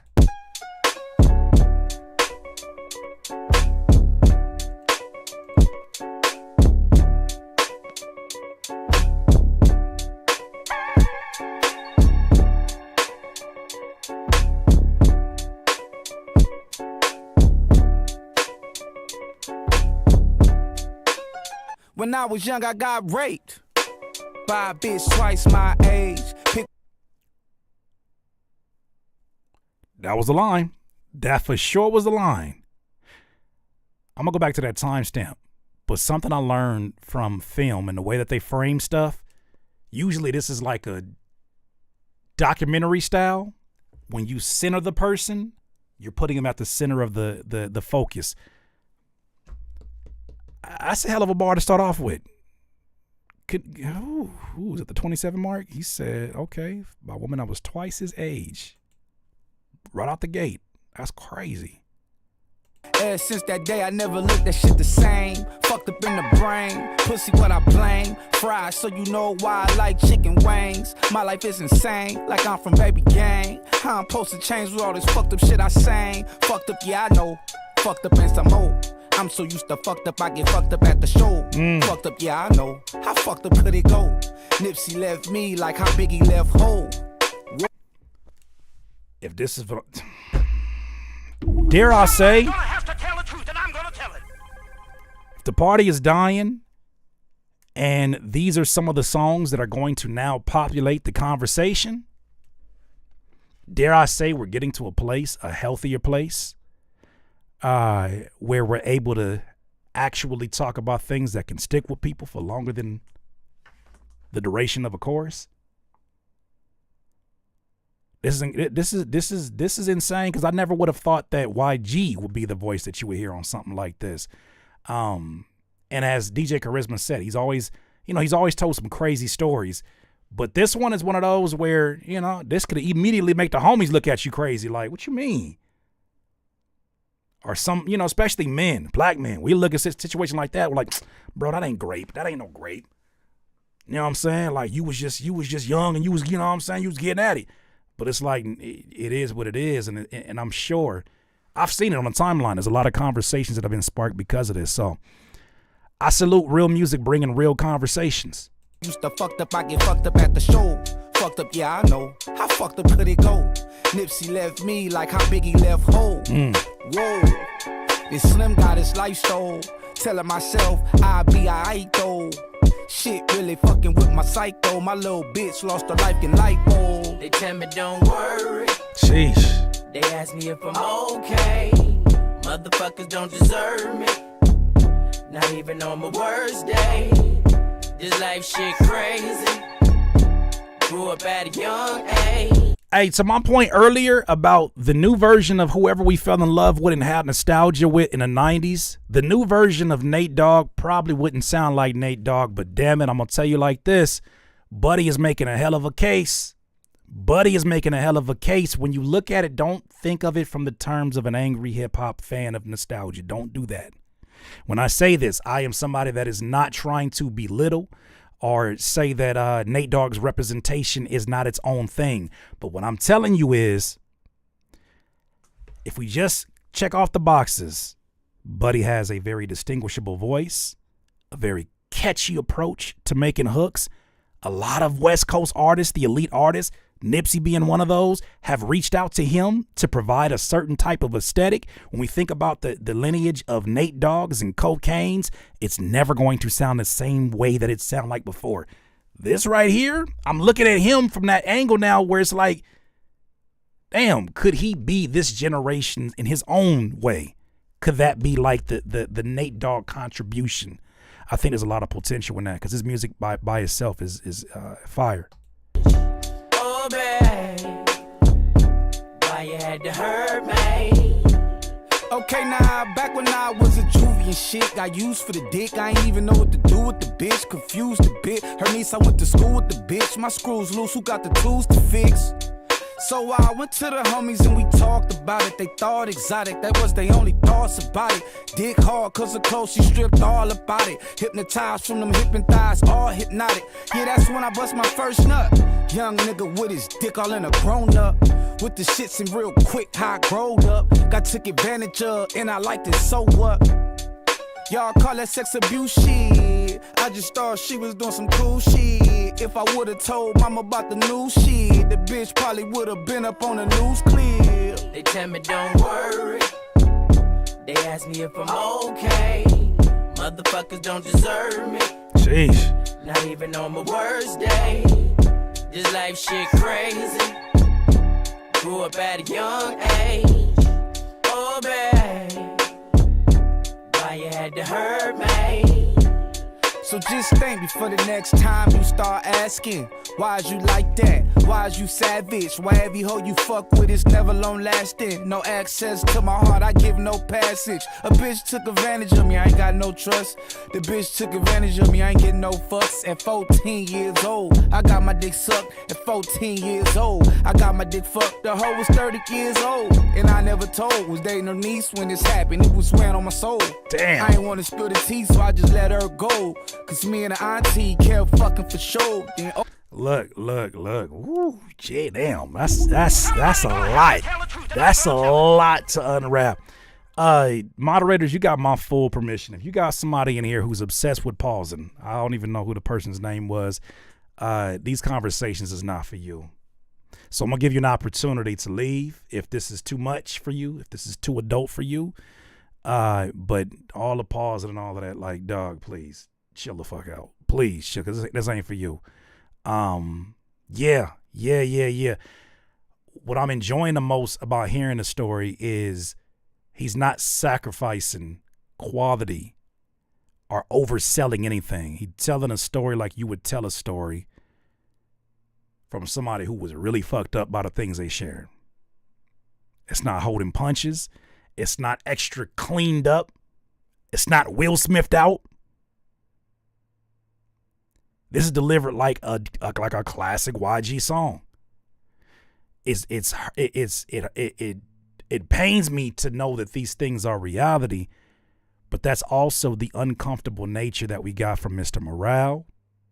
That's the uncomfortable nature that we got from music in the 90s. There's a lot of songs that fall into that category. And I think in a time period where folks are dealing with that right now, I'm pretty sure there's a lot of people who feel seen, who never would have thought their favorite rapper in their lane would have ever made something like this. I salute them. It's a hell of a risk. oh, one day I feel like this was too much. I knew this wasn't regular as I grew up. She told me eat her ass, after that I threw up. Ooh, can't believe I had my face in the butt. Yeah. Oh, shit. No pun intended. Damn.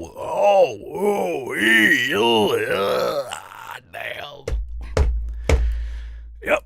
That might be the part of the time where if I was sitting down having a conversation with YG and he told that part of the story, I'd probably put my plate down. I'm like, damn. And I'm listening. I don't want to eat no more. Woo. That was a lot. They ask me if I'm okay. Motherfuckers don't deserve me. Not even on my worst day. This life shit crazy. Grew up at a young age. Oh man, why you had to hurt me? Not grown ass, but chill.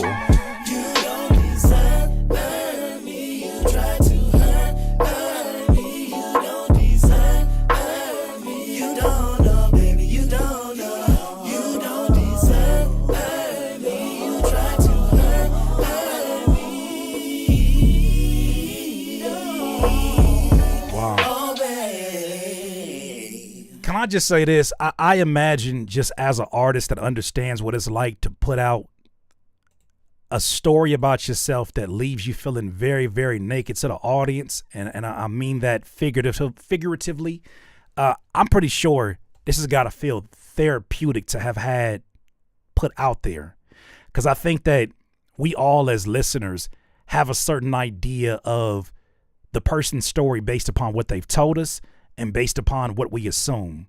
For him to tell every ugly, painstaking detail that a lot of rappers wouldn't have a heart to, to me, this is just as scary for the other rappers as what they're saying, where hip-hop, the state of hip-hop is at. This is just as scary, because now the audience is demanding answers for some of the degenerate behavior that we see. Yo, why do you have to always be the center of attention, Kanye? Yo, what are you hiding that you're trying to distract us from, Kanye? Yo, why all this emphasis on trying to piss everybody else off? Where's your quality of life at, Kanye? Yo, why are you dressed up like a Black Klansman today? Like, what are you really, like, what's really going on in your personal story that we're not talking about because we're so distracted by the bullshit that you're doing. What you got going on, bro? What's under the hood? I think listeners really, really want to know that kind of shit now.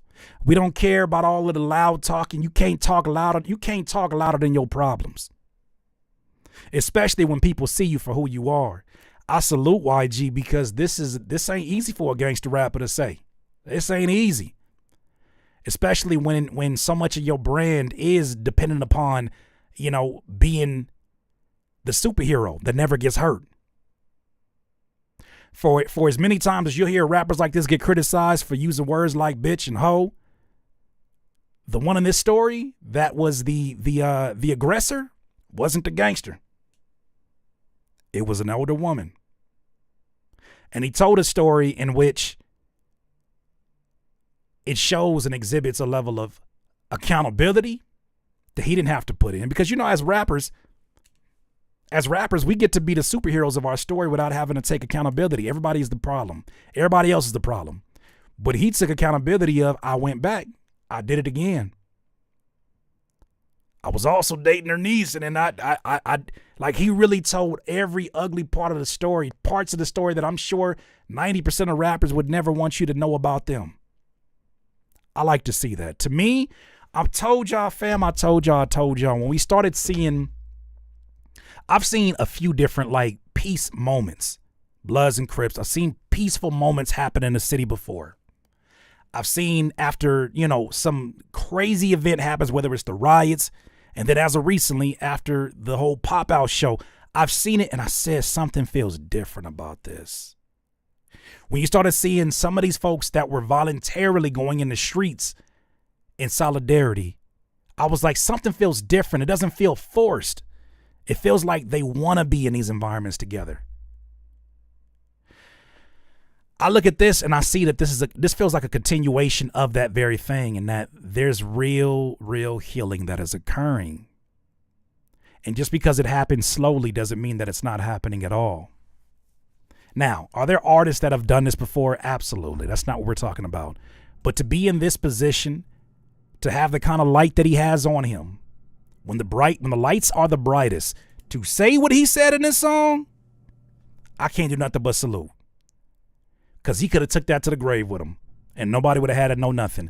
Now he has created a moment that will live on even longer than his lifetime, because that is a story that is older than time, that does not get a lot of light. I don't think he's only helping men who have gone through that, but I think also too, there is the female version of that as well. There's a woman version of that as well. That vulnerability causes other people to be vulnerable. And I'm here for it. This is what happens when you create music that could be somebody's medicine.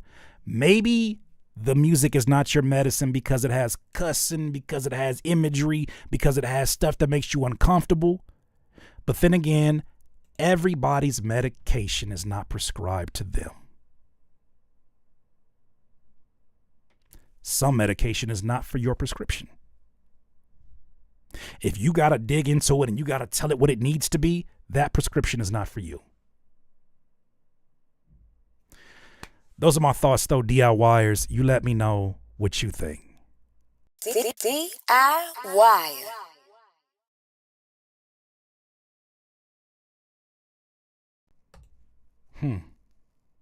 Interesting. I definitely didn't know he went to all that detail. That's wild. YG was really brave, says Dominic Sour Latte. Was really brave to start this conversation. Absolutely. Especially in this era where you know the reactors are going to get to it. You know the podcasts are going to reserve segments of time to talk about it. You know, it's going to be a lot of folks that are going to have to really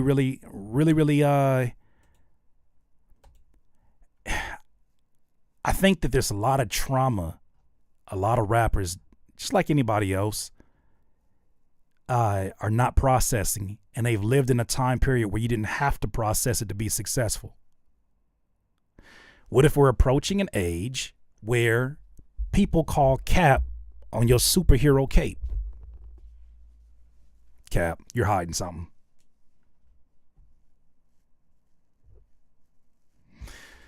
So glad this is getting a lot of praise online. Nah, facts. I think there's a time and place for everything, and there's a vehicle. I think God chooses the right people to tell these stories, because this story could have been told by Macklemore, completely different reaction. It's not as surprising. It's just not as visually surprising, because he's told vulnerable stories before. With YG, wait a minute. These are the kind of moments that if you do it in the wrong era, it could either make or break your career. I think this is one of those that skyrockets you because of your vulnerability.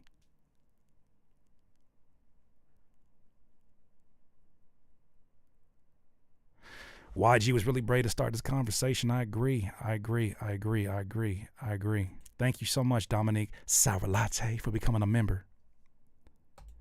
Yeah, I think God chose the right vehicle for that to be delivered, because it's a segment of the population who probably would never see that conversation.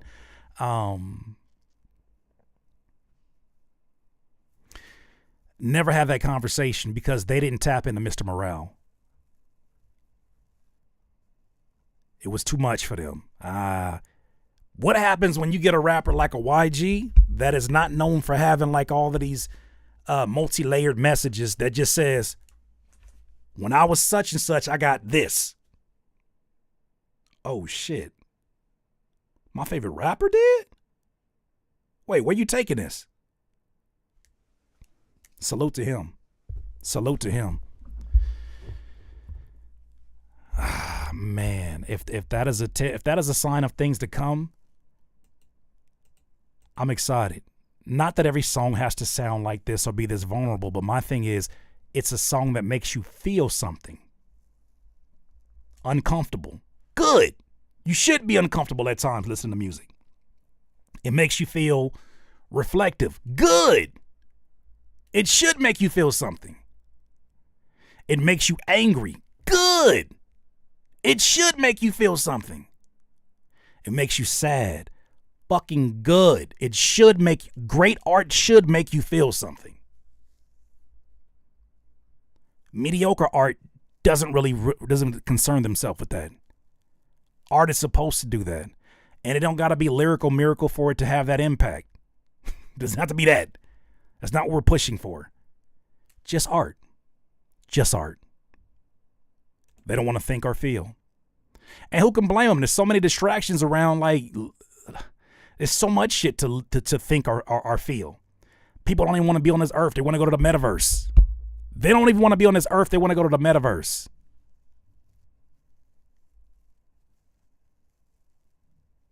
Music is not just for dancing. Music is therapy. But you know what? Dancing is therapy too, Golden Rose. I agree with you. But music is therapy too. Or dancing is therapy too. So you shake them cells around in your body that stay stagnant. We need both. I think we just dance so damn much that we ignored our problems, and that's where it became problematic. Like, one of my favorite songs is at a really, really fast tempo.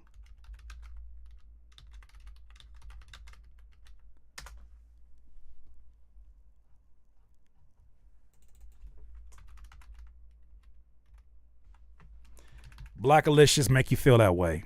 Rest in peace to that brother. But this?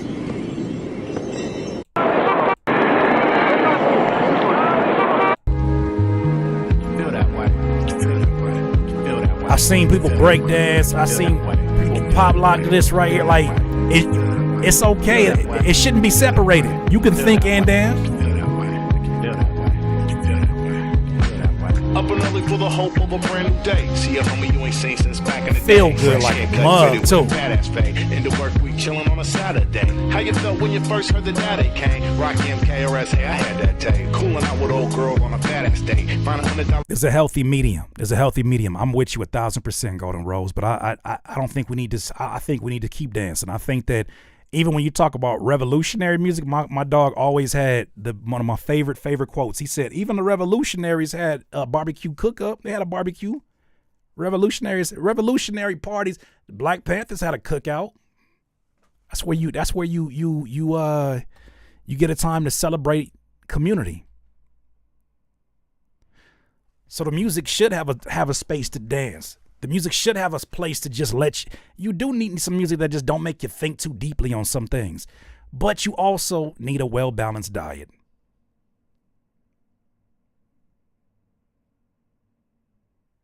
That's it. Until Forrest Gump interrupted it. Facts. To Papa. Facts.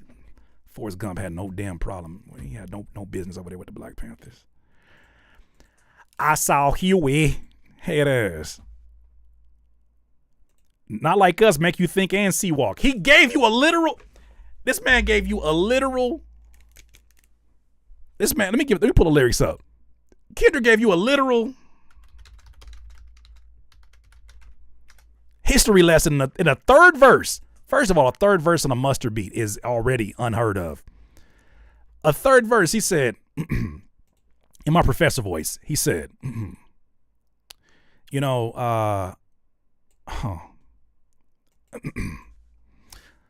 say class, once upon a time, all of us were in chains. Homies still doubled down, calling us some slaves. You see, Atlanta was the Mecca, building railroads and trains. Bear with me for a second. Let me put you on game. The settlers were using the town folk to make them richer, okay? Fast forward 2024, you've got the same agenda, Drake. You run to Atlanta when you need a check balance. Let me break it down for you. This is the real nigga challenge. Huh? You call Future when you want to see when you didn't see the club. Hey, what? Lil Baby help you get your lingo up. Hey, what? 21 gave you false street cred. Well, Thug made you feel like you was a slime in your head. Hey, what? Quavo said you can be from Northside. What? 2 Chainz said you good, but he lied. See, you run to Atlanta when you need a few dollars. No, you're not a call league. You're a fucking colonizer. Well, the family matter and the truth of the matter, it was God's plan to show y'all the liar. That is a history lesson. That's a fucking history lesson. Shut your lips. That's a history lesson. That is a explicit history lesson. You can't convince me no otherwise. Once upon a time, all of us were enslaved. That is a history lesson. He snuck in a history lesson on the most diabolical diss song of all time. And you can dance. What's the excuse? And that was not complicated. Golly, Papa, you would think so. And we dancing to it. That's what I'm saying. Like, I think that the average listener needs to be more intentional with their listening. I think the average lyricist or even the experienced lyricist needs to become more entertaining. That's a healthy medium. Lyricists, you have such beautiful imagery in your lyrics. You paint such vivid pictures, but you choose such stale visuals for what you're doing. You do the bare minimum when it comes to content, and you're painting Scorsese level pictures. You do the bare basics when it comes to your visuals. And I'm talking more so independent artists. No more time for that. The people are here. They want you to tell your stories, but you can't tell the stories the same way that you have been telling them before, because that's how this shit's going to go away. Our technology's better. Our access is better. Our reach is better. Our technology is better.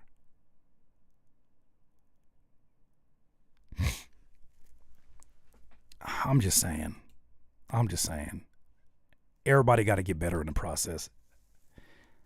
Nobody cares that you can rap really, really good. So what? Everything got to be on point.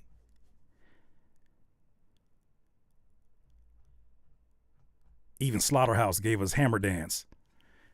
Nobody was dancing the Hammer Dance. Wasn't nobody dancing the Hammer Dance?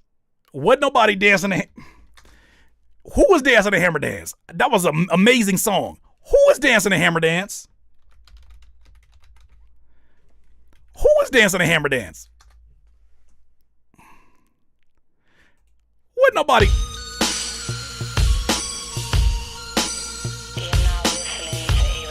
Come on, baby, let's go to the dance floor.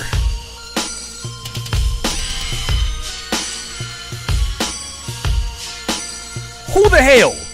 Stop playing. They talking about making a hammer dance. They ain't talking about doing a hammer dance. That beat is hard. What? Come on, baby. Let's go to the dance floor. Yeah. My real name, my rap That's shit. not the goal. Maybe this one. Yeah, I don't trust niggas, but as far as I can throw him. Point a nigga out, told bro to get the bloom. Call the ism up, he bring the hoes and start snoring. She like you one of them ones. I'm like, I'm already knowing, nigga. What? I'm just saying. Like, it was elite for its own reasons. It's elite for its own reasons. Hey, you know what song? God damn. You know what song has got me in a stranglehold? Kyrie Dottie, I think it is. This song got me in this show got me in a chokehold. It got me in a chokehold. This shit got me in a chokehold, family. I've been doing what I can, huh? Still ain't. This right here.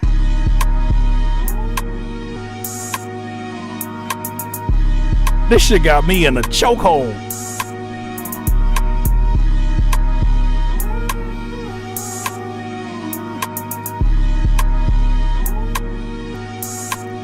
I've been doing what I can, huh? Still ain't feeling like enough. Better come up off them jams, true enough. Lift me off on a K for the week in a cup. Pick it up, tag along, bring it home, do it up, true enough.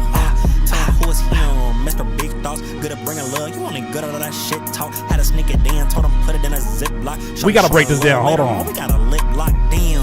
Coming fresh off a cold case, big smile, stepper. Never catch me with a long face. Band after band, straight blew it like I smoke bass. Bitter ain't a feeling, I be feeling rather go chase hoes. That's fine to the bone, I'm a flirt, I ain't lying. I'm a die giving quotes in your IG captions is the lines that I spoke. Told a bitch stop trying, I ain't vibing no more. Goddamn. Goddamn, goddamn, goddamn, goddamn. Goddamn. Goddamn, goddamn, goddamn, goddamn. I just want you to hear it first, and I want to come back to the lyrics just to show you what can be done. What's up, Dama Dozen? Goddamn, goddamn, goddamn, goddamn. I might lean, I might fall, I might save, I might spend, I might ball. Shit, I might call, I might not, I might go till tomorrow. First to admit, I feel good, but I'm flawed. Work on yourself, keep your family involved. Check on your health, never stress about the loss. If you move with respect, you'll attract what you want. That's a fact. Of course, I'm gonna wanna where you at. How this life We gotta break that back down. Hold on. I've been tense in the chest, I've been running shit back. I was worried about checks and give a fuck about that. In this moment, shit heavy, looking back, it's so simple. Words strike deep, why you think shit. I'm listening but dancing too. Hold that. Hold that thought.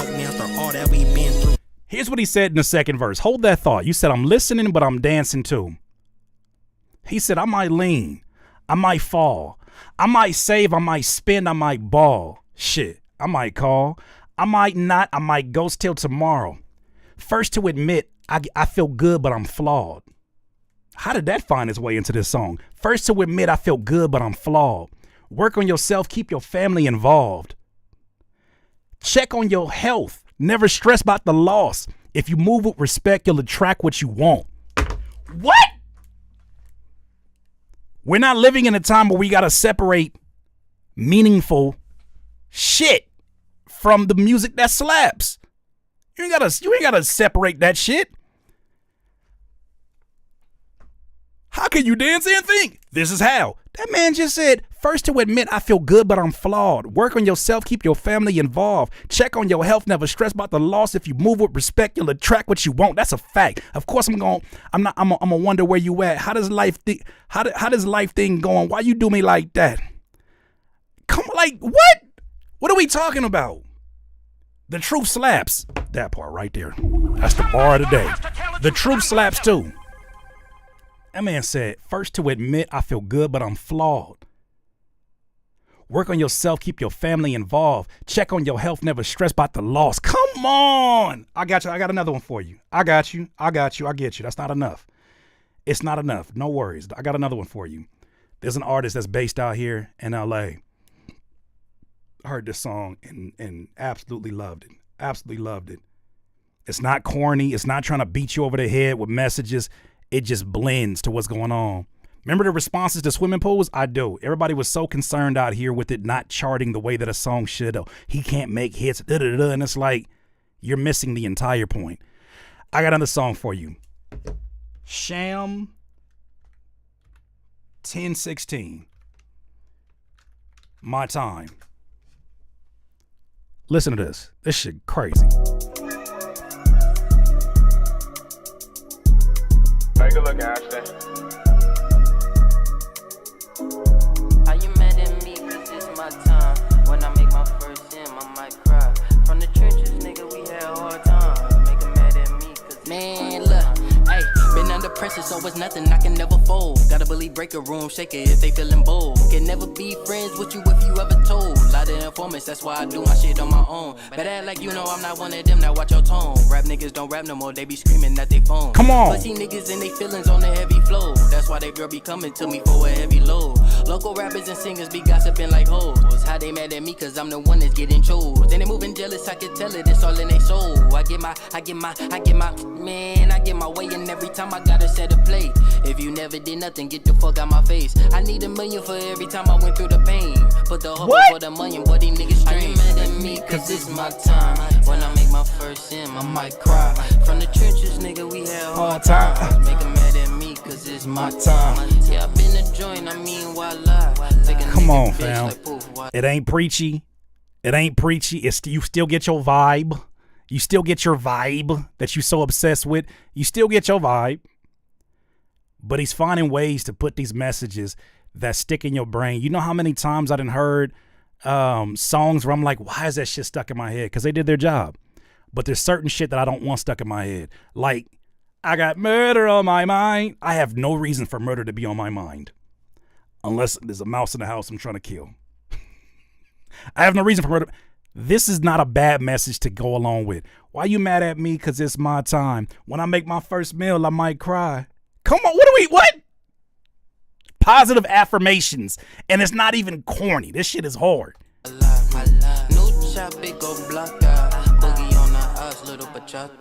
Yeah, if I can be frank, on honesty, I hate it here. But never since the fame took over scale, I knew the end was near. I could die for any rapper in this hemisphere and probably take the bitch he loves so badly as a souvenir. If you look around, it don't get no better than me. Merely cuz what you see is West Coast delicacy. Come on. Served on a platter that just proves that I'm ready to eat. On this a la carte, they courtesy by Chef 1016. My time coming more than bitches during ovulation. Dedicated to making rap niggas find new occupation. Go get that CDL, I'll send the links to applications. Fill it out, but hurry up, that waiting list got elevation. Man, talking shit is just a hobby to me. And when I do it, people think I'm worth a lot of money. It's crazy what you seeing now is always in my tummy. Back when I was hungry, when nobody else was screaming. Are you mad at me cause it's my time? Come on, fam. Come on. That's look. I spoke to this gentleman this morning. I'm gonna get him on the podcast here very, very soon. Check out Khan. I always make the best of the worst. I say a prayer and I hope that it works. I hit the blunt, feel like I'm leaving the surf. I start detaching from the mean and the worth. Dealing with growth spurts, taking shallow steps in the deep. I can't rewrite what's already been written. Comparisons that thieve of joy, the opposite of living. The universe is keeping tabs on what you haven't given. Unfulfilled and gifted, did you build your vision? Is it out of reach at the moment? How to process peace when you have it? That type of freedom we fiending to grasp it. Scheme on the contents of your picnic basket. I got a lot of baggage with me, I should unpack it. It's getting heavy, all this weight has got me falling backwards. This ain't no fucking trapeze act. You know you'll never please everyone that you meet on your path. I used to be anxious about it, now it's nothing, I guess. When you really gave your all until nothing was left. I'm on standby, waiting for the day when I'm searching for some validation, hoping that I've been bracing for a fall from grace, manifesting destiny. I can't escape, I'll renovate. Tear the building down if I run out of ideas. I'd rather start it all from scratch than just collapse from my fears. So when I'm gone, will anyone remember that I was here? Feel like my sight was all blurred and now it's finally clear. With every day that passed, I take a... I'm telling you, this next generation of artists are going to figure out something my generation of artists were just barely scratching the surface of.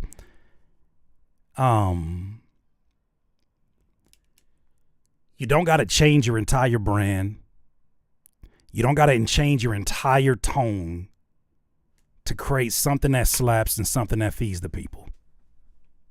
If it's authentic, if it's real, it's real. And the reality of the story is most of these rappity rap niggas love trappity trap. Most of these rappity rap niggas love music that don't be rappity rap. They appreciate things that are outside of their norm. That's just their avenue towards what they love. So with that said, get yourself a faster BPM. Ain't gotta always be 82 to 86 BPM to try to get that off. Get all them syllables off. Slow this shit. Like, you can speed this shit up and still knock it out the park. Cause I'm telling you, your creativity is abundant. If you're a lyricist, your creativity is abundant. That means you have a way with words. That means if you got a way with complex words, you got a way of having wordplay, you can make simple things sound very complex and the opposite of that. So use it. Use it. Use it. Speaking of music that got in a chokehold, do we still got that Bruiser Wolf interview coming in the future? Yes, we do. I actually sent him some production. I got to follow up with him. It's going to happen. He's in the process of releasing a new project.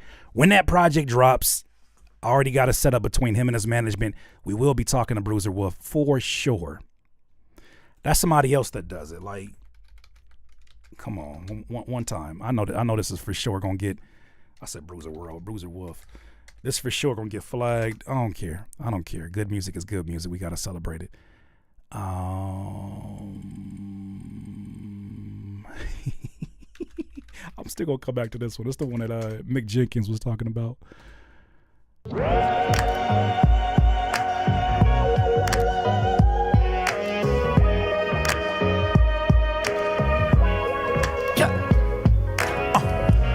I wonder if they could tell I'm a dope boy. My first toy was a scale, I had no choice. Money talk, I had no voice. My mom was gone, I had no joy.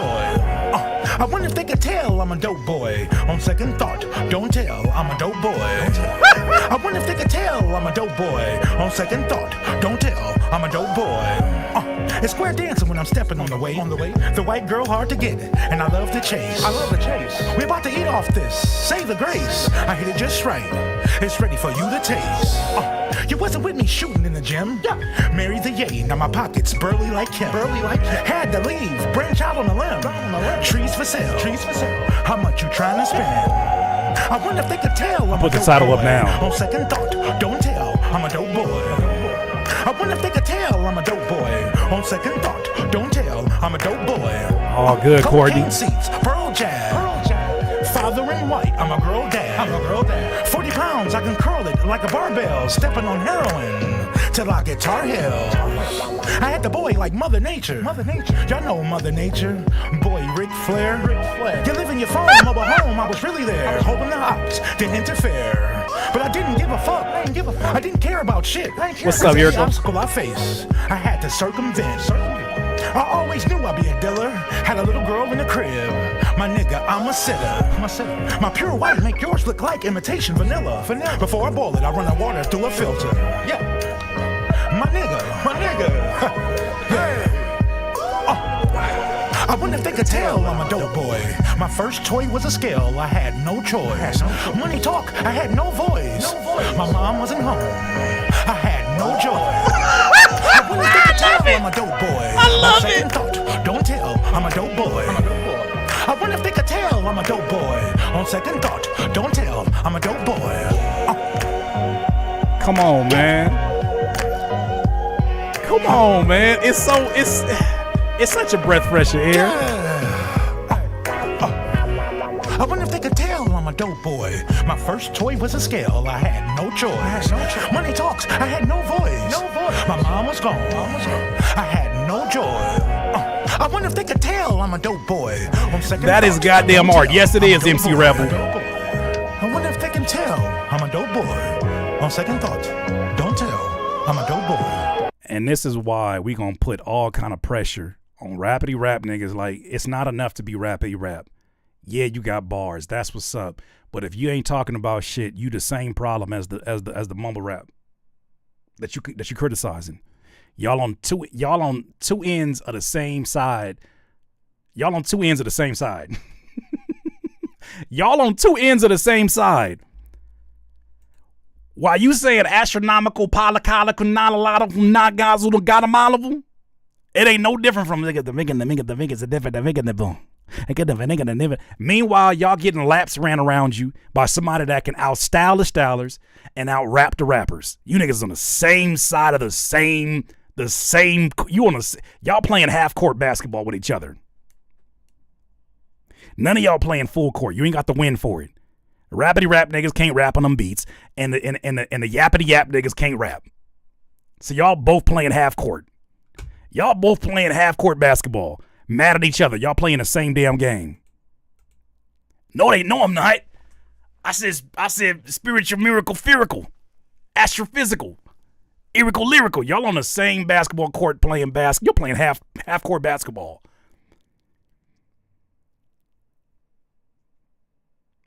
Five versus 5 on a half court basketball. No wonder it's so congested. Y'all don't even recognize you just playing yourself. Everybody playing offense. Somebody gonna have to tell the truth, and I'm gonna tell it. Oh shit, they all playing offense. They all playing offense. Everybody playing offense. Ain't nobody got no defense. Ain't nobody got no time for no defense. Oh my God, that got me in tears. Everybody playing offense. Have you ever seen kids play 5-on-5 on a half-court basketball court? Nobody scores. Everybody misses. Rebounds ain't nothing but fist fights and elbow matches. Terrible. Terrible. Terrible. Let's get back to the art. I just want the art to be the art. Okay, I don't know what I'm going to do with this content. I'm going to figure out how to chop this content up and put it up here online because none of this was structured today. I just wanted to come back and talk to y'all, and I want to continue this momentum. Tomorrow we got Devi Brown coming through. That's going to be an amazing, amazing, amazing conversation that I hope you guys can come check out. And I'm definitely going to be trying to get one of these stories out there tomorrow and today. And then Wednesday we'll come back for another reaction. And then I think that day we're also talking to Jeremy. No, is that Jeremy? No, he's on 13th. Who are we talking to that day? I wonder if you can tell that I'm a dope boy. I had no choice. I had no joy. I wonder if you can tell that I'm a dope boy.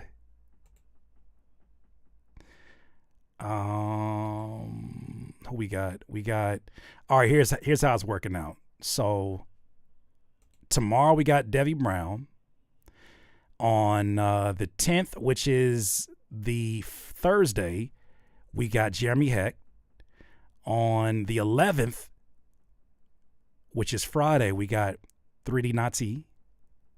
And yeah, on the 17th, we got Punch. Insane. And then we're going to get right back to the reactions and all of that good stuff. Yeah, the Jeremy one's going to be interesting. It's going to be dope.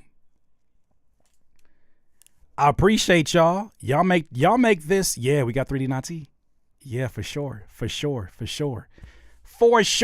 Keep hanging out with me. I know sometimes it gets a little bit unpredictable. Hang out with me. I promise I'm going to make this I promise you. This the fun part. It's the fun part. You've been hanging out for all these years. This the fun part. Thank you, Zay.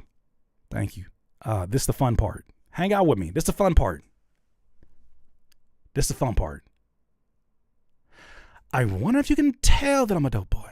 I wonder if you can tell that I'm a Z-lister. Never mind. I don't even know what that means. I wonder if you can tell that I'm a Z-lister. I wonder if you can tell that I'm a Z-lister. Stay away from the nose beers and have an amazing day, my friends. Thank you so much. Shout out to all the moderators in the building holding it down. Just think about that for a second. Guru. Daylight.